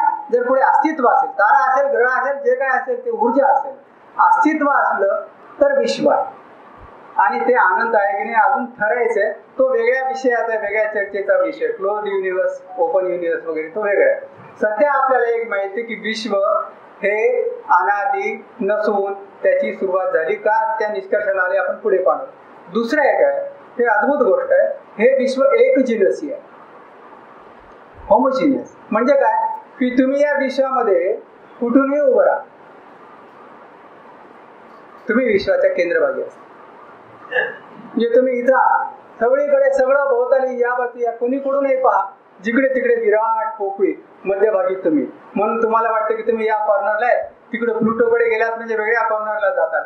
कॉर्नरला काठाला तुम्ही प्लुटोवर नाही, तुम्ही देवयानी गॅलेक्सीवर गेलात तर तिथून तुम्हाला हेच चित्र दिसणार आहे विश्वात सगळीकडे. असंख्य आकाशगंगा जिकडे तिकडे आणि मध्ये पोकळ्या आणि सेंटरला तुम्ही. आता ही माणसाची आंतरप्रवृत्ती आहे का या जगाच्या केंद्रभागी स्वतःला ठेवण्याची? ते विश्वाचं स्वरूप आहे म्हणून आपल्यात आला असेल की मीच केंद्रबिंदू या जगाचं. विश्वाचं हे होमोजिनियस एकजिनसी स्वरूप जे आहे हे स्वरूप स्पष्ट करणं अतिशय म्हणजे समजून घेणं खूप आवडतं. असं कसं असू शकतं? ही पूर्ण आहे, मध्यभागी मी आहे. आता मी जेव्हा वर येईल तेव्हा काठाला असायला पाहिजे की नाही? कुठं काठच नाही ना. त्याचं अजून एक आहे की एक जिनसी जसं आहे तसं सममिती आयसोट्रॉपिक आहे. आयसोट्रॉपिक म्हणजे काय? कोणत्याही दिशेनं मोजलं तरी जे माप समान येते त्याला आयसोट्रॉपिक म्हणतात. म्हणजे कसं की तुम्ही विश्वाच्या या बिंदूवर जाऊन इकडचे इकडचे इकडचे मोजमाप केले तर तसेच येतात, दुसरीकडे जाऊन मोजले तसेच येतात. म्हणून लॉजिकच्या पलीकडे आपल्याला काय आपल्या कारण काय लक्षात घ्या की एकदा तुम्ही चिल्लर कारभारातून बाहेर पडला आपलं 100, 200, लाख, 2 लाख, 25 लाख म्हणजे डोक्यावर पाणी गेलं, त्याच्या पलीकडे डोकं चालत नाही माझं. 25 लाखाच्या पुढे रक्कम जर माझ्याकडे आली तर माझं गोंधळ उडेल. परंतु जेव्हा 2 अब्ज 3 अब्जाचा हिशोब सुरू होईल तेव्हा आपलं काय होईल? Beyond logic. मला तुम्ही 5 अब्ज रुपये दिले तर कर याचं काय करायचं, माझं डोकं चालू शकणार. तसंच आहे की हे लॉजिकच्या पलीकडे वाटतं. आणि अतिशय महत्वाची गोष्ट विश्वाच्या बाबतीमधली सगळ्यात महत्वाची समजून घेण्यासाठी ही आहे की ज्याच्याशिवाय पुढचं काहीच समजणार नाही. दूर म्हणजे भूतकाळ. म्हणजे काय लक्षात घ्या, शास्त्रज्ञांनी हे शोधून काढलेलं आहे की जगातली सर्वात वेगवान गती असणारी गोष्ट म्हणजे प्रकाश किंवा विद्युत चुंबकीय ऊर्जा. प्रकाश हा सेकंदाला 3 लक्ष किलोमीटर वेगाने प्रवास करतो. कोणतीही गोष्ट, कोणत्याही लहरी, काहीही या विश्वामध्ये 3 लक्ष किलोमीटर पेक्षा अधिक वेगाने प्रवास करू शकत नाही. ठीक आहे. असं जर असेल, आणि हे आहेच आहे, निर्विवाद सिद्ध, म्हणजे या आधारेच सगळी गणित चालतात. या आधारेच चंद्रावर आपलं रॉकेट बरोबर उतरते, या आधारेच आपलं व्हॉयेजर सूर्यमाला सोडून गेले. हे गणित जर चुकलं तर आपण नीट जेवू सुद्धा शकणार नाही. हे चूक असतं. तर त्या गणितावर सगळं आधारित आहे. हे सिद्ध आहे. तर मग याचा अर्थ असा की तुम्ही जो अल्फा सेंटारी पाहताय, आता तुमच्या डोळ्यात जे किरण आले, आता दक्षिणेला दिसतो सेंटर तारका समूहामध्ये, तो 4 वर्षापूर्वीचा आहे. आणि ध्रुव तारा जर तुम्हाला आता मी दाखवला सायन्स कॉलेजच्या वर थोड्या वेळाने, तो 1200 प्रकाश वर्ष अंतरावर आहे. म्हणजे आता जे किरण तुमच्या डोळ्यात ध्रुव ताऱ्यापासून आलेले आहेत ते ध्रुव ताऱ्यावरून 1200 वर्षापूर्वी निघालेले आहेत. म्हणजे तुम्ही 1200 वर्षापूर्वीचं दृश्य पाहत आहात. म्हणजे तुम्ही ध्रुव तारा पाहता, म्हणजे भूतकाळात पाहता. ओके, 1200 पर्यंत ठीक आहे हो, पण देवयानी आकाशगंगा 22 लक्ष प्रकाश वर्ष अंतरावर आहे. म्हणजे तुम्ही केव्हाच पाहताय दृश्य? 22 लक्ष वर्षापूर्वीच. लक्षपर्यंत ठीक आहे, परंतु तुम्ही जर दुर्बीण लावली डोळ्याला माउंट विल्सनची, की तुम्ही अब्जावधी वर्षाच्या मागच्या भूतकाळाला पाहू शकता नाही. तुम्ही तेच पाहता, दुसरं पाहू शकत नाही. म्हणून म्हणतो की तुम्ही जेव्हा ताऱ्याला पाहता, चंद्र काय 3 सेकंदावर आहे, 2.5 सेकंदावर आहे, सूर्य 8 मिनिटावर आहे. तुम्ही आता जो सूर्य पाहता तो 8 मिनिटापूर्वीचा आहे. परंतु तारे ह्या अंतरावर असल्यामुळे तुम्ही जेव्हा अंतराळात पाहता, विश्वात पाहता, पोकळीत पाहता, तेव्हा तुम्हाला भूतकाळात पाहावं लागतं. You can't see the present in the world. या विशाल पोकळीमध्ये वर्तमान पाहू शकत नाही, तुम्ही भूतकाळात पाहत असता.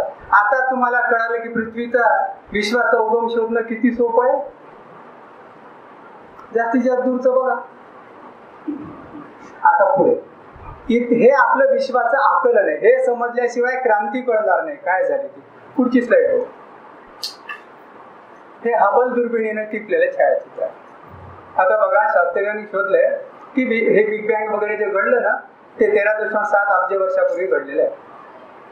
आणि आकाशात एक हबल दुर्बीण नावाची दुर्बीण ठेवलेली आहे, महान दुर्बीण. ह्या एडविनमुळे तिला नाव, हबलमुळे तिला हबल टेलिस्कोप नाव दिलं.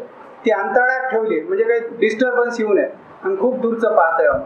या दुर्बीणीतून टिपलेलं हे विश्वाचं छायाचित्र आहे. सर्वात दूरची आकाशगंगा, आकडा वाचा खालचा, 13.3 अब्ज वर्षापूर्वीचं छायाचित्र, प्रकाश वर्ष अंतरावरची आकाशगंगा आहे. बिग बँग 13.7 अब्ज वर्षापूर्वी झालेलं आहे. म्हणजे तुम्ही जवळपास विश्वाच्या जन्माचं चित्र पाहता. हा फोटो आला त्या दिवशी, म्हणजे ही पण आता गोष्ट जुनी झाली. खरोखर काटा आला माझा जेव्हा मी पहिल्यांदा पाहिलं ना, किती जवळ गेलो. माझ्यात काय फरक पडणार आहे ते सोडून द्या, पण मला ते माहीत आणि ते पाहायला मिळालं. हे छायाचित्र, या चित्रामध्ये हे जो बिंदू दिसतो तो इथं मोठा करून दाखविला. हे जे चित्र ही आहे 13.3 प्रकाश वर्ष अंतरावरची आकाशगंगा. आता पुढची स्लाइड बघू. हे सध्याचं चित्र आहे.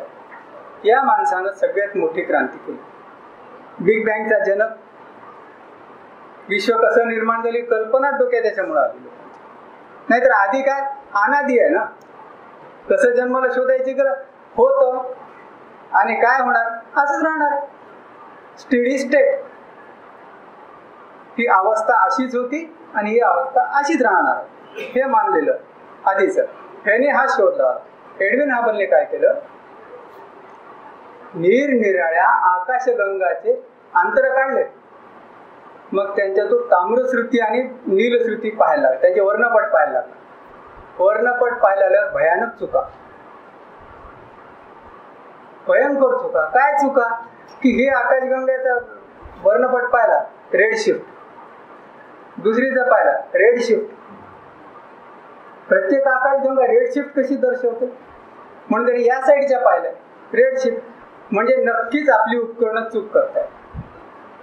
पुन्हा तपासण्या, पुन्हा चेकिंग, पुन्हा वेगवेगळ्या ठिकाणाहून चेकिंग. असंख्य लोकांकडून निर्विवाद सिद्ध झालं की प्रत्येक आकाशगंगा, प्रत्येक तारका विश्व रेड शिफ्ट दर्शवत आहे. रेड शिफ्ट दर्शवते याचा अर्थ काय, दूर जात आहे.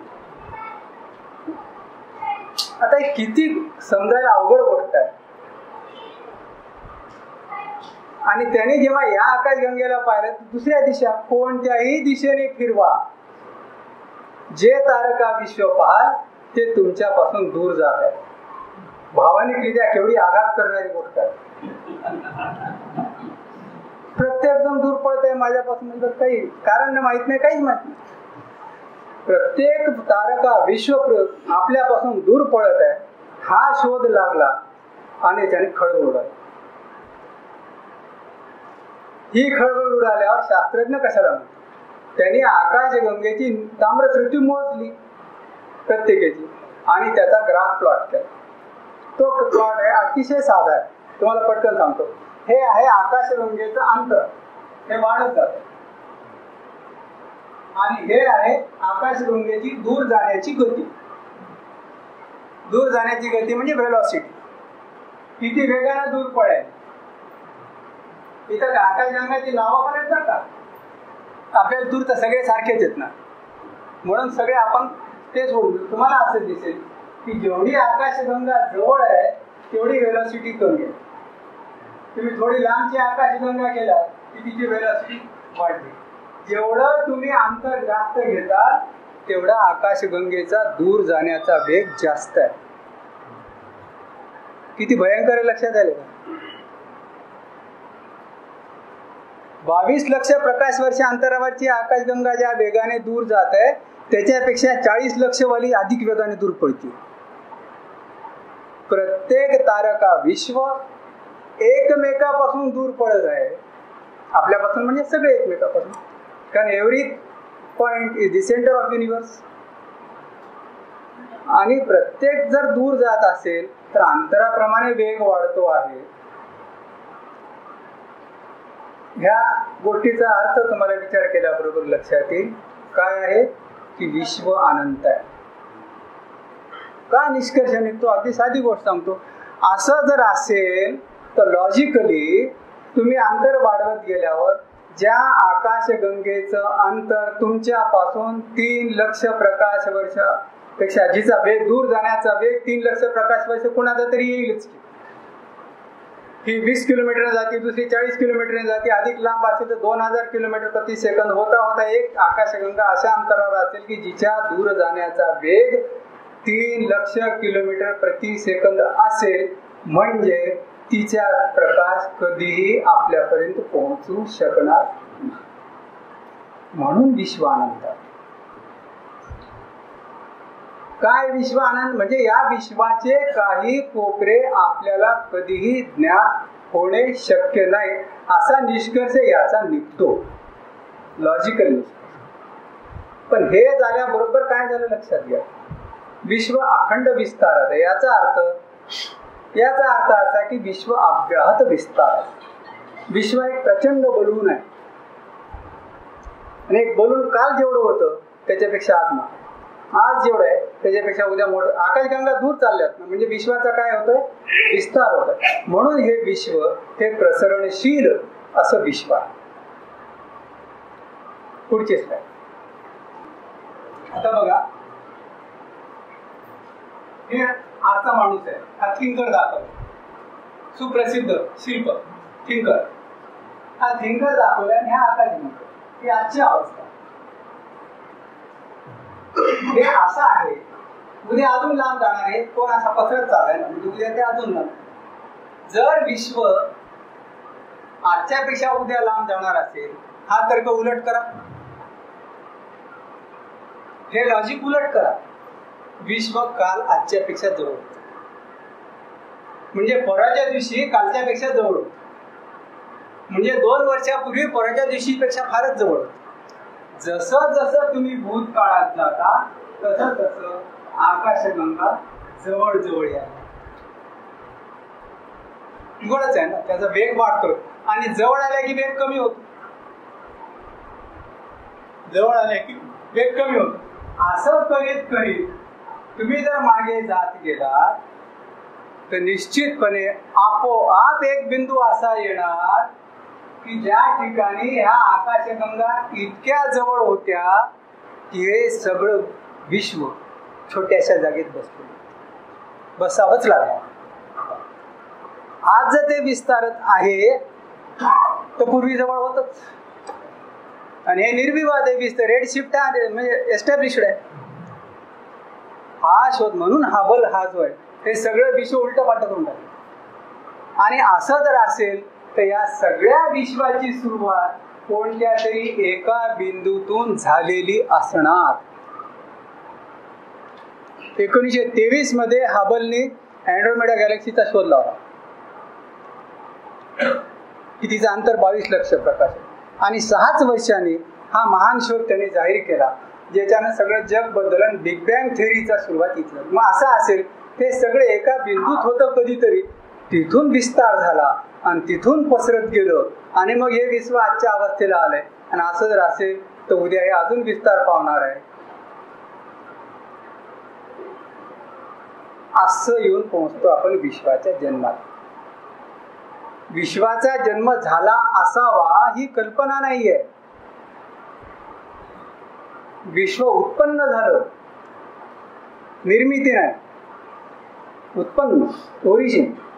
विश्व उत्पन्न झालं ही कल्पना नाहीये, ही अपरिहार्य तार्किक परिणिती आहे या शोधाची. दुसरा पर्यायच नाही तुमच्या असं असण्याशिवाय. आणि हा जो बिंदू आहे, हा जो छोटा बिंदू आहे, त्याच्यातून हे झालं निर्माण, ह्याला बिग बँग असा शब्द पुढे दिला. ऍक्च्युअली हा 1929 ला जेव्हा शोध लावला, सगळे अस्वस्थ झाले, सगळं जग उलटपालट झालं संशोधकांचं. खुद्द आईन्स्टाईन माउंट विल्सनला आले, त्यांनी दुर्बिणीतून तपासले, ते पुढे संदर्भ येणार आणि त्यांच्या त्या शोधाचा. असं जर घडत असेल तर मग विश्व कसं निर्माण झालं, तेव्हा काय होतं, हे सगळं एका जागेत कसं मावलं, कुठं काय होतं. म्हणजे उघडच आहे की आकाशगंगा नव्हत्या म्हणजे मधल्या पोकळ्या नव्हत्या, पोकळ्या नव्हत्या मध्ये तारे नव्हते, तारे जवळ आलेले, ग्रह नव्हते, तुम्ही नव्हतो, मी नव्हतो, आकाश नव्हता, अंधार नव्हता. पुढची स्लाइड बघू. हा, आता हे विश्व निर्माण झालं म्हणजे काय निर्माण झालं, मुद्दा लक्षात. काहीही नव्हतं म्हणजे काहीही नव्हतं. अवकाश, काळ, वस्तू आणि ऊर्जा. आपल्या डोक्यात फक्त वस्तू येते, वस्तू निर्माण झाली, तुकडे पडले. महास्फोट सिद्धांत शब्द मी कुठेही वापरलेला नाही याला. तर स्फोट मध्ये काय कन्सेप्ट आहे की एका वस्तूचे तुकडे होऊन काहीतरी आहे आणि ते फुटतंय, काहीच नाही त्याच्यातून निर्माण झालं. स्फोट कसं म्हणा, म्हणून मी त्याला महास्फोट शब्द घेत नाही. स्फुरण आहे हा शब्दच बरोबर वापरलेला आहे, महास्फुरण. हा, आता ते काय निर्माण झालं, स्फोटात काय होतं, तुकडे या खोलीत पसरतात, म्हणजे हा अवकाश आधी आहे आणि या अवकाशामध्ये तुकडे पसरले. विश्वात काय झालं, निर्माण झालं तेव्हा अवकाश पण निर्माण झाला. वस्तू आणि अवकाश म्हणजे एकेकाळी विश्वात 3 सेंटीमीटरच्या पुढे मापच नव्हतं. जेव्हा आपली आकाशगंगा झालं असेल तेव्हा विश्वात एकूण मोजायला स्केल किंवा काही तुमच्याकडे काही नव्हतंच. मॅक्झिमम म्हणजे 1 लक्ष प्रकाश. अवकाश त्याच्यानंतर काळाची निर्मिती. हे जरा पटायला अवघड आहे लोकांना, खूप अवघड आहे. कारण आपल्या डोक्यात काळ हा म्हणजे अविरत, अनादि, अनंत. काळाला आधी आहे आपण मानत. आपल्या दृष्टीनं काळ म्हणजे एक अखंड वाहणारी नदी आहे आणि तिच्या काठानं घटनांची गाव आहे किंवा ठिकाण आहे. असं नाही. काळाचा सुद्धा उगम इथेच झाला त्या क्षणी. म्हणून त्याच्यापूर्वी काय होतं हा प्रश्न इथे निरर्थक ठरतो. पण पूर्वी आणि नंतर ह्या कालदर्शक संज्ञा.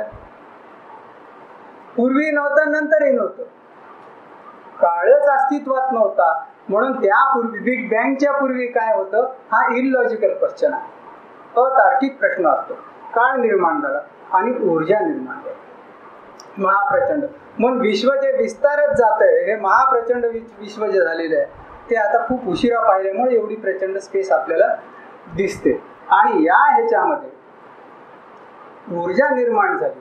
त्या विश्वाचा विस्तार सुद्धा एका विशिष्ट क्रमाने झाला. मागची स्लाइड घ्या, त्याच्यात दाखवतो की शास्त्रज्ञांनी शोधून काढले की पहिल्यांदा हा स्फोट झाला. स्फोट झाल्यानंतर पहिल्या 3 मिनिटात भयंकर घडामोडी घडल्या.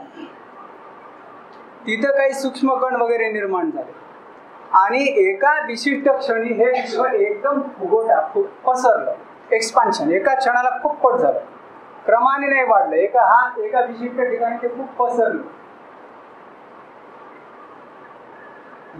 हे होताना सुरुवातीला सगळं द्रव्य इतकं जवळ जवळ जवळ होते, कण वगैरे जे होतं सुरुवात इतकं कमी होतं की स्पेसच नव्हतं. स्पेस म्हणजे काय ते म्हणतात. स्पेस कसं नसतं, स्पेस निर्माण व्हावं लागेल. स्पेस म्हणजे 2 वस्तूतलं अंतर. 2 वस्तूतलं अंतर म्हणजे स्पेस. म्हणजे एकच वस्तू असेल तर स्पेस कशी असेल. आधी गोष्ट ह्याच्यातलं आणि ह्याच्यातलं अंतर म्हणजे स्पेस. तर ही एकच वस्तू आहे तर स्पेस कुठं आहे. तुम्ही म्हणताल हे लांबी म्हणजे 2 बिंदू आले. त्या 2 वस्तू असल्याशिवाय, तुकडे पडल्याशिवाय स्पेस निर्माण होऊ शकत नाही. काळ निर्माण होऊ शकत नाही. का? काळ म्हणजे काय? 2 घटनातलं अंतर. काळ म्हणजे 2 घटनातलं अंतर. घटना म्हणजे काय? वस्तू किंवा ऊर्जेचे स्थलांतर. एक वस्तू इथली उचलून इथल्या ठेवलं ही घटना. हा हात इकडून इकडे गेला घटना, किंवा ऊर्जा इकडून थंडीची लाट आली गेली, एनिथिंग इव्हेंट. घटना म्हणजे वस्तू किंवा ऊर्जेचे स्थलांतर. आता स्थलांतर व्हायला स्पेस असल्याशिवाय स्पेस स्थलांतर होईल का? स्थलांतर असल्याशिवाय म्हणजे स्पेस असल्याशिवाय स्थलांतर होत नाही आणि वस्तूचे तुकडे पडल्याशिवाय स्पेस निर्माण होत नाही. म्हणून बिग बँग मधून काळ निर्माण झाला. आता हे निर्माण होताना महाप्रचंड मग वस्तू काय झालं की 3 लाख वर्षांनी बिग बँग झाल्यावर 3 लाख वर्षांनी वस्तू इतक्या दूर गेल्या की थोडी मोकळीक झाली स्पेस. मग ऊर्जा जी आहे ती ऊर्जा मुक्त होऊ शकते आणि एका विशिष्ट क्षणाला महाप्रचंड ऊर्जा मुक्त झाली. ही जी महाप्रचंड ऊर्जा मुक्त झाली त्यावेळी ह्या महास्फोटात तापमान पृथ्वीचं त्या बिग बँग त्या आधी जी वस्तू होती जी कोणती तिला म्हणतात सिंग्युलॅरिटी, एकात्मिकता. ते तापमान होतं अब्ज डिग्री सेल्सिअस. केल्विन म्हणजे -273 मिसळून केल्विन भाषेत सांगतात. इतकं प्रचंड होतं. आता स्फोट झाल्यानंतर हे हळूहळू थंड होईल की नाही? हे सुद्धा काय होणार? कालांतराने थंड होणार. वस्तूची उष्णता म्हणजे आणि प्रकाश म्हणजे विद्युत चुंबकीय लहरी आहेत. मग या लहरी पसरत गेल्या की कुलिंग सुरू झालं. हे इथं टेम्परेचर दर्शवलं. आणि इकडं काळ दाखवलेलं आहे. बरं, हे 15 बिलियन इयर्स, 15 अब्ज वर्ष. जसा जसा काळ होत गेला तसं तसं विश्व थंड होत गेलं. आता विश्व इतकं थंड असायला पाहिजे, तेव्हा भयंकर उष्ण होतं. आता विश्व थंडगार असायला पाहिजे. लॉजिकल आहे. हेच तर पीबल्सनी केलं ना. जेम्स पीबल्सने काय केलं? पुढची स्लाइड व्हिडिओ क्लिप झाले. त्याने हे दाखवलं की सुरुवातीला स्फोट होता आणि मग त्याच्यापासून कण निर्माण झाले. सूक्ष्म कण म्हणजे अणू नव्हे, अणूच्या खालचे. इलेक्ट्रॉन प्रोटॉन न्यूट्रॉन नव्हे, त्याच्या खालचे.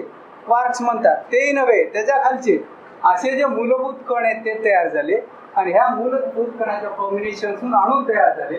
अणूपासून मग पुढे वस्तू तयार झाल्या आणि वस्तूपासून मग तारे तयार होऊ लागले, धूळ तयार झाली प्रचंड, मग तिचे तारे तयार होऊ लागले, मग आकाशगंगा तयार झाल्या खूप उशिरा. आकाशगंगा खूप उशिरा तयार झाल्या. 1 बिलियन इयर, 1 कोटी वर्ष झाल्यानंतर आकाशगंगांची निर्मिती व्हायला 1 अब्ज वर्षानंतर सुरुवात झाली. म्हणजे 1 अब्ज वर्षापूर्वी 1 अब्ज वर्षापर्यंत आकाशगंगा पण नव्हती. आता या काळात काय झालं की ती ऊर्जा बाहेरपासून थंड होत गेली आणि ती किती असेल याचा अभ्यास सुरू झाला. हे गणिताने शोधून काढलं लोकांनी. तो एक असाच अपघात आणि चूक झालेला शोध सांगतो तुम्हाला. पुढची स्लाइड घ्या. हे असे 2 अद्भुत ग्रस्त आहेत, आर्नो पेंजियास आणि रॉबर्ट विल्सन.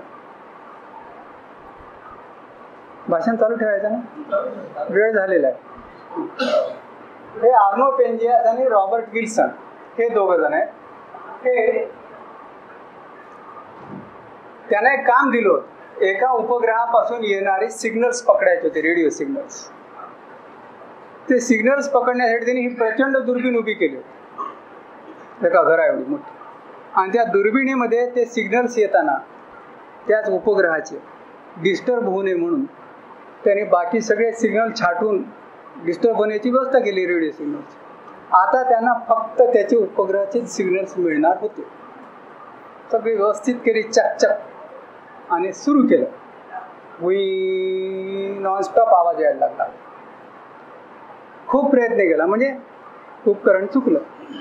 त्याने खूप प्रयत्न केला आणि निर्दोष स्वच्छ केलं, ते पुसले अँटीने सगळे. ते तर मोठी भानगड होती. ते फार दिवस केले. त्यांना ते येतं काहीतरी घोटाळा होतोय, कोणीतरी सिग्नल मुद्दा पडेल, दुसरीकडे इकडून बघ बरं फिरून अँटीना फिरविला, तसाच आवाज. काही दिवसात त्यांच्या लक्षात आलं की हे कुठेही जरी फिरवला हे उपकरण तरी ते सिग्नल थांबत नाही. अतिशय सूक्ष्म बारीक असे ते सिग्नल्स आणि ते कोणत्याही दिशेतून येत होते. म्हणजे ते अविरत 1 सेकंदही थांबत नव्हतं, नॉनस्टॉप अखंड ते चालू होते. लहरीच्या भाषेत ते त्यांनी 7 सेंटीमीटरवर पकडले होते. तापमानाच्या हिशोबात त्यांचं तापमान होतं 3 डिग्री सेल्सिअस. 3 डिग्री सेल्सिअसच्या ज्या लहरी असतात त्या लहरीचं ते तापमान होतं. ते सिग्नल्स त्यांना अव्याहत येत होतं. मग यांना वाटलं की हे सिग्नल्स, आधी तर वाटलं की रशियानंच काहीतरी भानगड केली. त्या काळात ते 1965ची गोष्ट आहे की रशियानं काहीतरी मध्ये आपल्या यशस्वी होणे प्रयोग उपग्रहाचं आपल्या म्हणून केलं. ते काही नाही आढळलं. मग पृथ्वीवरचे नाहीतच क्लिअर झालं. मग सगळीकडे शोधून पाहिलं. त्यांनी हे शोधून काढलं की हे आकाशगंगेतलं नाही. पण शोधण्याआधी त्यांना खूप त्रास झाला. पुन्हा ते उपकरण तपासणे, त्याच्यात होती एक कबूतर आहे. मग ते गोष्ट खूप आवडते म्हणून सांगतो तुम्हाला. छोटीशी आहे, असंदर्भित आहे, पण मानवी स्वभाव व्यक्त करते. एका कबुतराच्या जोडीने घर केलं. भला मोठा अँटेना होता, एरवी काहीच फरक नव्हता, पण आता ते आवाज काय बंद करायचा होता. सगळं स्वच्छ केलं आणि फोटो आहेत त्याचे. त्यावेळेस ते जाऊन बिचारे हिंडून त्यांचे महिने कित्येक आठवडे स्वच्छतेत गेले. आणि ते कबुतराचं काढलं आणि त्याला दूर नेऊन सोडलं 16 किलोमीटरवर लांब. आणि पुन्हा प्रयोग वगैरे सुरू करून पुन्हा ते जोडी तिथं हजर. 3 वेळेस नाही त्या कबुतराला दूर नेऊन मारलं नाही. म्हणजे मला ही माणसं जिव्हाळ्याची का वाटतात आपल्या हृदयात, की विश्व संशोधन करतोय म्हणून या जीवाचं मोल त्यांना कमी नव्हतं. शेवटी त्यांनी त्या दोन्ही कबुतरांना खूप दुसऱ्या ठिकाणी ठेवून इकडे येणार नाही त्याची व्यवस्था एका माणसाकडे केली सांभाळायची. आणि पुन्हा सगळे ते कबुतर सगळं घाण करायचे आणि त्याचे पण फोटो स्वच्छता करायची. शेवटपर्यंत आवाज थांबला नाही. मग यांनी हे शोधून काढलं, निर्वाद सिद्ध झालं की हे आपल्या आकाशगंगेतला ध्वनी नाही. ध्वनी शब्द वापरतो मी आपल्या बोलणे, लहरी, वेव्स, ध्वनी नाही. मग कुठून येतं? विश्वात सर्वत्र येतं. हे कोणाला तरी विचारावं लागतं. हे काय होते, त्या विषयाचे नव्हतं. म्हणून याने आपल्या मित्राला सांगितलं की हे एक असा आमचा प्रॉब्लेम यायलाय, काहीतरी घोटाळा व्हायलाय आणि सगळ्या विश्वातून सगळीकडून असं लहरी आपल्याकडे कशाला येतील पृथ्वीकडे. पुन्हा सेल्फ सेंटर थिंकिंग. कस काय? ते मला थांब. तिथून केवळ 60 किलोमीटरवर प्रिन्स्टन विद्यापीठामध्ये, हे बेलमध्ये चालू होता प्रयोग, प्रिन्स्टन विद्यापीठामध्ये पेबल्स नावाचा माणूस आहे म्हणजे सायंटिस्ट, आणि त्याचे गुरु आहेत म्हणजे डिकी नावाचे. ह्या दोघांनी असा सिद्धांत मांडायले की ते विश्व निर्माण झालं तेव्हा जे स्फोट झाला त्याच्या लहरी अजून विश्वामध्ये कुठेतरी असणार, ते बॅकग्राऊंड सगळं त्याच्यानेच भरलेलं असणार विश्वाचं, आणि त्याचं टेम्परेचर पण त्यांनी काढलंय बरं का. तो त्यांना संपर्क साधला आणि मग ह्यांनी तर आपल्या फोनवर लगेच संपर्क साधला डिकीशी, म्हणजे त्यांचे गुरु पेबल्सच्या गुरुजी यांनी त्यांनी सांगितले की असं त्यांनी निबंध छापायलाच घेतला होता हातात, प्रबंध, की ह्या पूर्ण विश्वामध्ये त्या स्फोटाचं एक बॅकग्राऊंड रेडिएशन अस्तित्वात असलंच पाहिजे जर बिग बँग झालं असेल तर. थिअरी खूप दिवसापासून होती बिग बँगची, पुरावाच नव्हता. लॉजिकल केवळ मांडून चालत नाही, आणि त्याला पुरावा त्यांनी हा मांडला डिकीने की जर विश्वात आपल्याला बॅकग्राऊंड रेडिएशन सापडलं तर तो पुरावा होऊ शकतो. हे बॅकग्राऊंड रेडिएशन त्यांनी काढलं होतं त्यावेळेस 60 डिग्री सेल्सिअस त्याचं टेम्परेचर असेल. पुढे अधिक गणित करीत ते 5 पर्यंत आलं, आणि याने गणित काढलं होतं ते 4.5 होतं, जवळजवळ जुळू लागलं.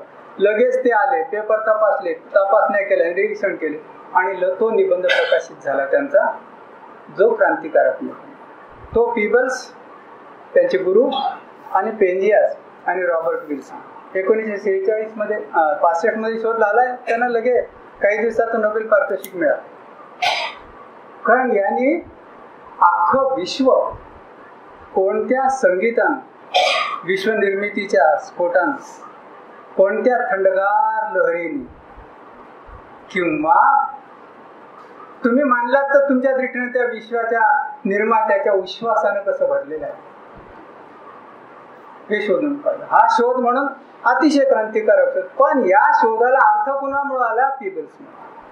पेबल्सनी त्याचं स्पष्टीकरण दिलं की हे काय. मग त्याचा अभ्यास सुरू झाला, त्याचा अभ्यास सुरू केला, आणि 1965 मधला शोध आहे बघा, ह्याला नोबेल पारितोषिक मिळालं. पण त्याचं स्पष्टीकरण देऊन त्यावर अभ्यास करणाऱ्या जेम्स पीबल्सला नोबेल पारितोषिक मिळाले मागच्या महिन्यात, 55 वर्षांनी. 55 वर्षापूर्वीचा हा सिद्धांत आहे, हा शोध आहे, कॉस्मिक मायक्रो बॅकग्राऊंड रेडिएशन. मग खरंच आहे का ते अभ्यास करायला कोबे नावाचा आंतरराष्ट्रीय प्रकल्प उभा केला, आकाशात दुर्बिणी सोडल्या, कुठून कुठून लहरी येतात, किती दिशेने येतात, काय येतात, त्याचे टेम्परेचर, ते सगळं अभ्यास करून, कॉस्मिक मायक्रो बॅकग्राऊंड रेडिएशनचा अभ्यास करून एक्सप्लोरेशन COBE हा मोठा प्रकल्प झाला. निर्विवादपणे सिद्ध झालं की पूर्ण विश्व हे या बॅकग्राऊंड रेडिएशन, हे दाखवलेलं आहे निळा रंग, बॅकग्राऊंड रेडिएशनने अख्खं विश्व भरलेलं आहे. ते आता चित्राने दर्शवतात, आणि सर्व बाजूने आणि अव्याहत आहे. याचा अभ्यास जेम्स पीबल्सने 55 वर्ष केला. काही दिसत नाहीये, पण या पीबल्सने जे संशोधन केलं त्या संशोधनावर आजची आपली विश्व संशोधनाची इमारत उभी आहे. आजचं जे युनिवर्स आपण जे संकल्पिलेलं आहे, आपल्या नजरेत जी विश्वाची संकल्पना आहे, निर्मितीची, रचनेची, आणि आजच्या आणि उद्याच्या भविष्याची, त्याचं सगळ्याचं 55 वर्षाचं खूप गहन असल्यामुळे लोकांना वाटतं की समजणं शक्य नाही, पण ते मूलभूत संकल्पना आपल्याला समजू शकतात. पुढची स्लाइड बघा. ह्यांनी त्याचा अन्वय सांगितला असा पीबल्सने, जेम्स पीबल्सने 65 मध्ये सांगितलं. हे त्यांनी सांगितलं की बिग बँग झालं 4 लक्ष वर्षानंतर ज्या मायक्रोवेव्ह निर्माण झाल्या त्या या आपण पाहिल्या, त्यांनी पाहिलेल्या आर्नो पेंजियस. म्हणजे हा क्षण कोणता आहे, कोणत्या वेव्हज आहेत, निर्मितीनंतर फक्त 4 लक्ष वर्ष झाले, त्याच्यानंतर 13 अब्ज आणि काही लाख वर्ष झालेत पुढे. तो प्रकाश, ती ऊर्जा थंड होत होत आता कुठे या टेम्परेचरला आली. अजून तुम्ही 10-12 लाख वर्षांनी वगैरे आलात तर अजून थंडी तुम्हाला वाटू शकते. पूर्ण विश्व थंडगार आहे. 3 डिग्री केल्विन म्हणजे काय, -270 डिग्री सेल्सिअस. सेल्सिअस मध्ये 0च्या खाली 270. इतकं तापमान या विश्वात पोकळीत आहे. दुसरं, पुढे मग त्याने इन्फ्रारेड पण सापडले. हे इन्फ्रारेड रेडिएशन तयार झालं हे 400 दशलक्ष वर्षांनी झालं, 400 मिलियन 400 दशलक्ष. आणि मग पुढे व्हिजिबल लाईट जो तयार झाला तो 13.7 खूप उशिरा तयार झाला, म्हणून तेच आपल्याला दिसते दुर्बिणीतून. आता त्याच्या पलीकडचं तुम्हाला दुर्बिणीतून दिसूच शकत नाही, कारण प्रकाशच निर्माण झाले. म्हणून तुमच्या दुर्बिणीतून बघण्याला विश्वात लिमिट आहे. आणि हा सगळा अन्वयार्थ या ग्रहस्थानं काहीही समोर नसताना, कुणीही साथीला नसताना, कुणाचाही विश्वास नसताना अभ्याहत 55 वर्ष केला. पुढची स्लाइड बघू. दुसरा महत्वाचा शोध त्यांनी लावलेला डार्क मॅटर. त्याला मी अप्रकट द्रव्य असा शब्द दिलेला आहे. कृष्ण द्रव्य असं काही जण देतात, पण ते कृष्ण द्रव्य म्हणलं की खूप धार्मिक होऊन जात, दुसरंच काहीतरी डोक्यात येते. अप्रकट म्हटलं काय बघा, शास्त्रज्ञाने असं शोधून काढलं पुढचे की विश्वामध्ये आपल्याला जे दिसतंय, जेवढ्या गणित करतात, या आकाशगंगेचं वजन किती, तिचं वजन किती, तिचं वजन किती, सगळ्याची बेरीज जातात आणि बेरजा करून एकूण या क्लस्टरचं वजन किती, या सुपर क्लस्टरचं वजन किती, असं सगळे गणित केले. एक साधं तुम्हाला सांगतो लॉजिक. आणि त्यांनी शोधून काढले की आपल्याला जे दिसायले ना, जे फोटोग्राफीत यायले, जे दिसायले त्याच्यापेक्षा खूप काहीतरी विश्वात असलं पाहिजे जे दिसत नाही. आपल्या आकाशगंगेत खूप काहीतरी असं आहे दिसत नाही. कोणत्या दुर्बिणीतून पहा, देवयानीच दिसायला पण या आकाशगंगेतलं दिसणं, पण गणित सांगते की आहे. कशामुळे? तुम्हाला एक साधं लॉजिक सांगतो. कोणती वस्तू स्वतःभोवती गोल फिरू लागली की तिला केंद्रापासून दूर ढकलणारी शक्ती तयार होते. त्याला म्हणतात सेंट्रीफ्युगल फोर्स किंवा केंद्रत्यागी शक्ती. म्हणजे हे जर मी गोल फिरू लागलो की तुम्ही याच्यावर वाळू टाका, ती उडून जाते. चाक गोल फिरू लागले की त्याच्यावर वाळू टाका, दूर उडून जाते. कारच्या चाकावरून पाणी दूरचा फवारा उडतो, किंवा गोफण गोल फिरवली सोडून दिली की धोंडा तो उडून जातो. त्याचं कारण की गोल फिरणाऱ्या वस्तूत केंद्रत्यागी बल तयार होते. जर असं असेल तर आपली आकाशगंगा जी स्वतःभोवती गोल गोल फिरत आहे, तिच्यातले तारे दूर फेकले जायला पाहिजे. तिचा आकार असा राहूच शकत नाही. ते गणित करून काढलं. आणि जर ते फेकले जात नाही तर हे आकार कायम आहे, याचा अर्थ मध्ये आपल्याला न दिसणारं द्रव्य असलं पाहिजे. हे जे द्रव्य आहे ह्याचं अस्तित्व एकाच गोष्टीतून सिद्ध होते, ते म्हणजे गुरुत्वाकर्षण. का? कारण की गुरुत्वाकर्षण असल्याशिवाय आकाशगंगेचा आकार कायम राहू शकणार नाही ना. आकाशगंगेच्या केंद्रभागी महाप्रचंड असं ब्लॅक होल असलं पाहिजे, किंवा न दिसणारं असं द्रव्य काहीतरी. There is something. त्याला त्यांनी नाव दिलं डार्क. हे यांनी काढलं शोधून डार्क मॅटर. आणि हे जे डार्क मॅटर आहे हे फक्त गुरुत्वाकर्षण निरीक्षणाची स्पष्टीकरण त्याच्यातून मिळत नाही. आणि हे जर नसतं तर आकाशगंगा किंवा उडून गेल्या असत्या वाऱ्यावर.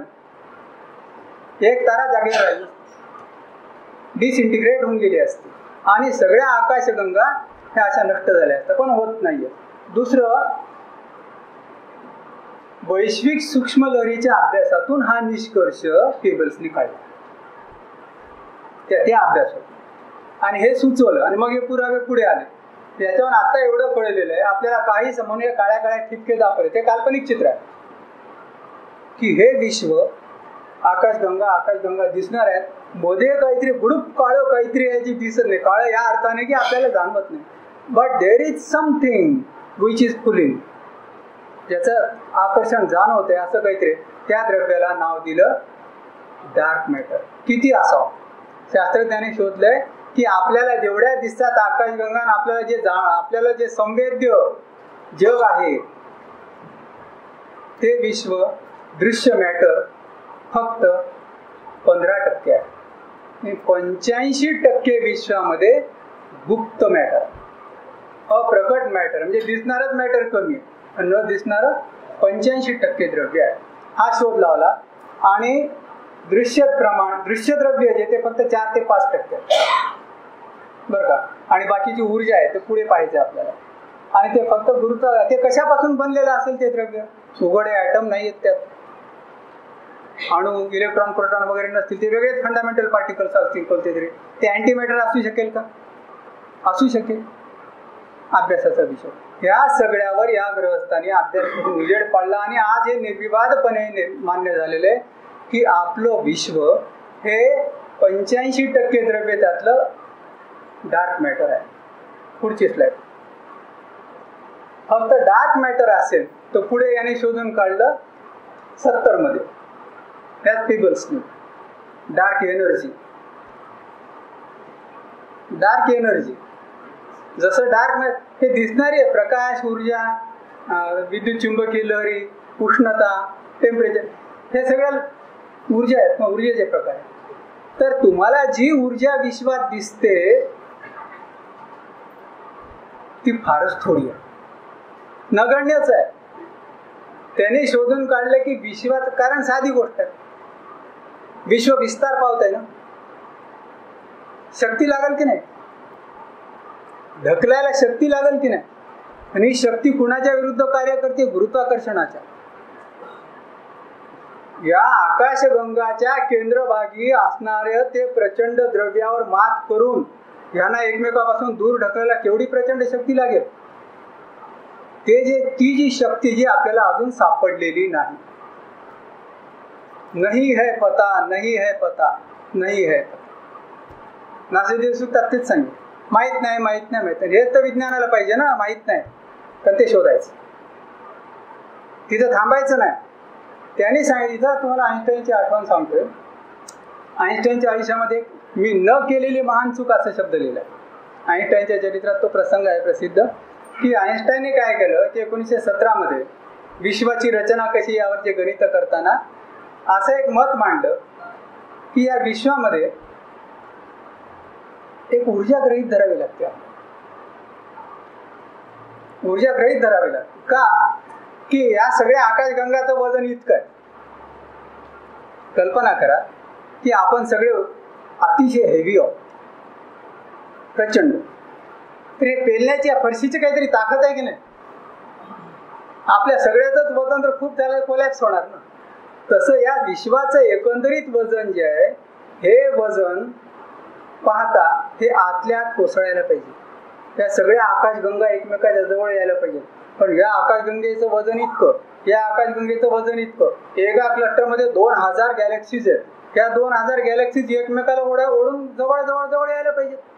पण तेव्हा असं मानत होते 1917 मध्ये की विश्व स्टॅटिक आहे, म्हणजे विश्वाचा आकार बदलत नाही, लहान होत नाही, मोठं होत. अजून हबलनी शोध लावायचा आहे. तेव्हा असं मानत होते की विश्व स्थिर आहे.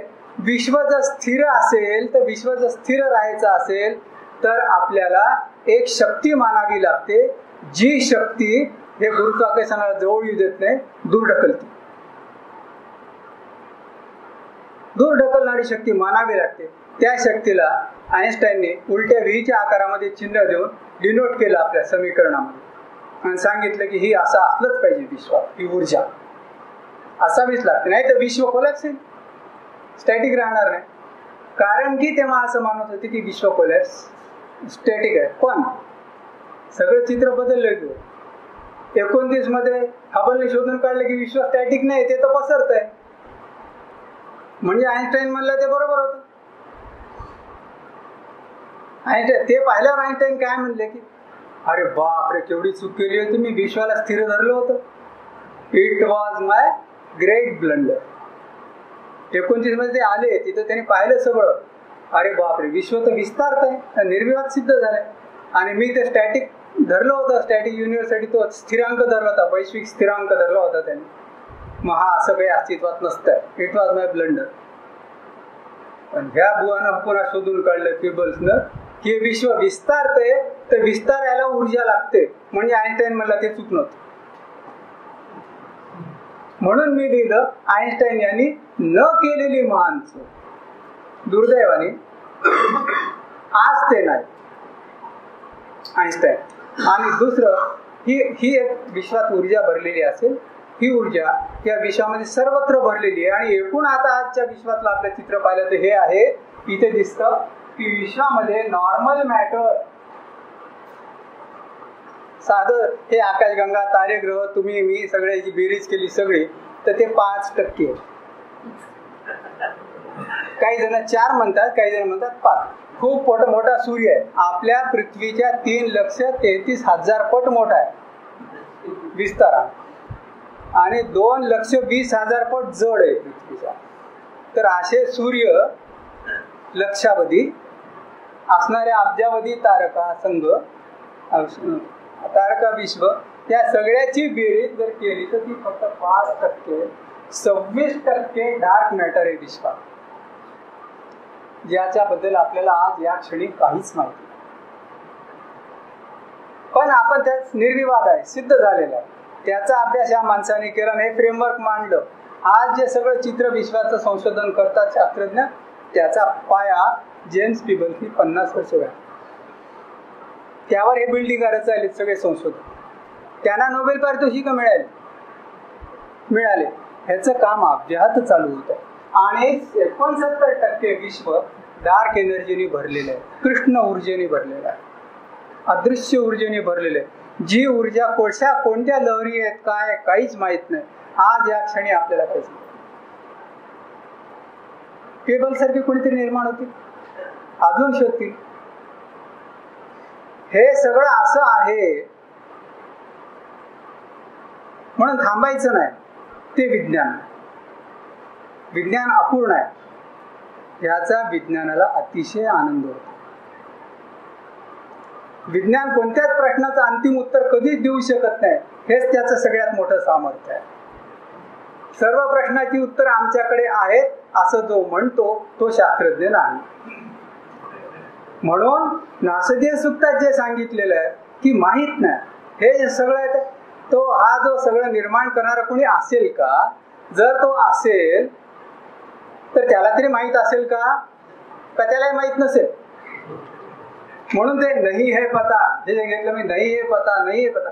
नाही है पताला थांबायचं नाही, पुढे जायचं. असं या विश्वाचं अर्थस्वरूप आहे. मला असं वाटतंय की मी भयंकर घाबरण्यासारखं किंवा मती गुंग करण्यासारखं काहीही बोललो नाही, कारण की माझी मती अतिशय छोटी असल्यामुळं त्यात जेवढं बसलं त्याच्यापेक्षा तर तुमच्याकडे स्पेस जास्तच आहे असं मी गृहीत धरलेलं आहे. शेवटची स्लाइड दाखवा. हा जेम्स पेबल्स आहे, 1964, तरुण मुलगा. सगळं विश्व संशोधन कॉस्मॉलॉजी एका बिंदूवरून अडखळली होती. क्लोज डोअर, रस्ता बंद झाला. बिग बँग झाला असेल असं वाटत होतं. निर्विवाद लॉजिकली दिसत होता, पुरावा नव्हता. स्टेडी स्टेट थेअरी नावाचा एक सिद्धांत त्यावेळेस अस्तित्वात होता. ते असं मानत होते की विश्व हे कायम स्टेडी स्टेट म्हणजे विश्व जे आहे ते तसंच आहे आणि याचं स्वरूप कधी बदलणार नाही. कमी हे उत्पन्न झालं नाही, हे नष्ट होणार नाही, मध्ये बदल होतात. हे याचं उदाहरण जे आहे नारळीकरांनी दिलेलं प्रसिद्ध उदाहरण याचं की विश्व एखाद्या नदीसारखं आहे.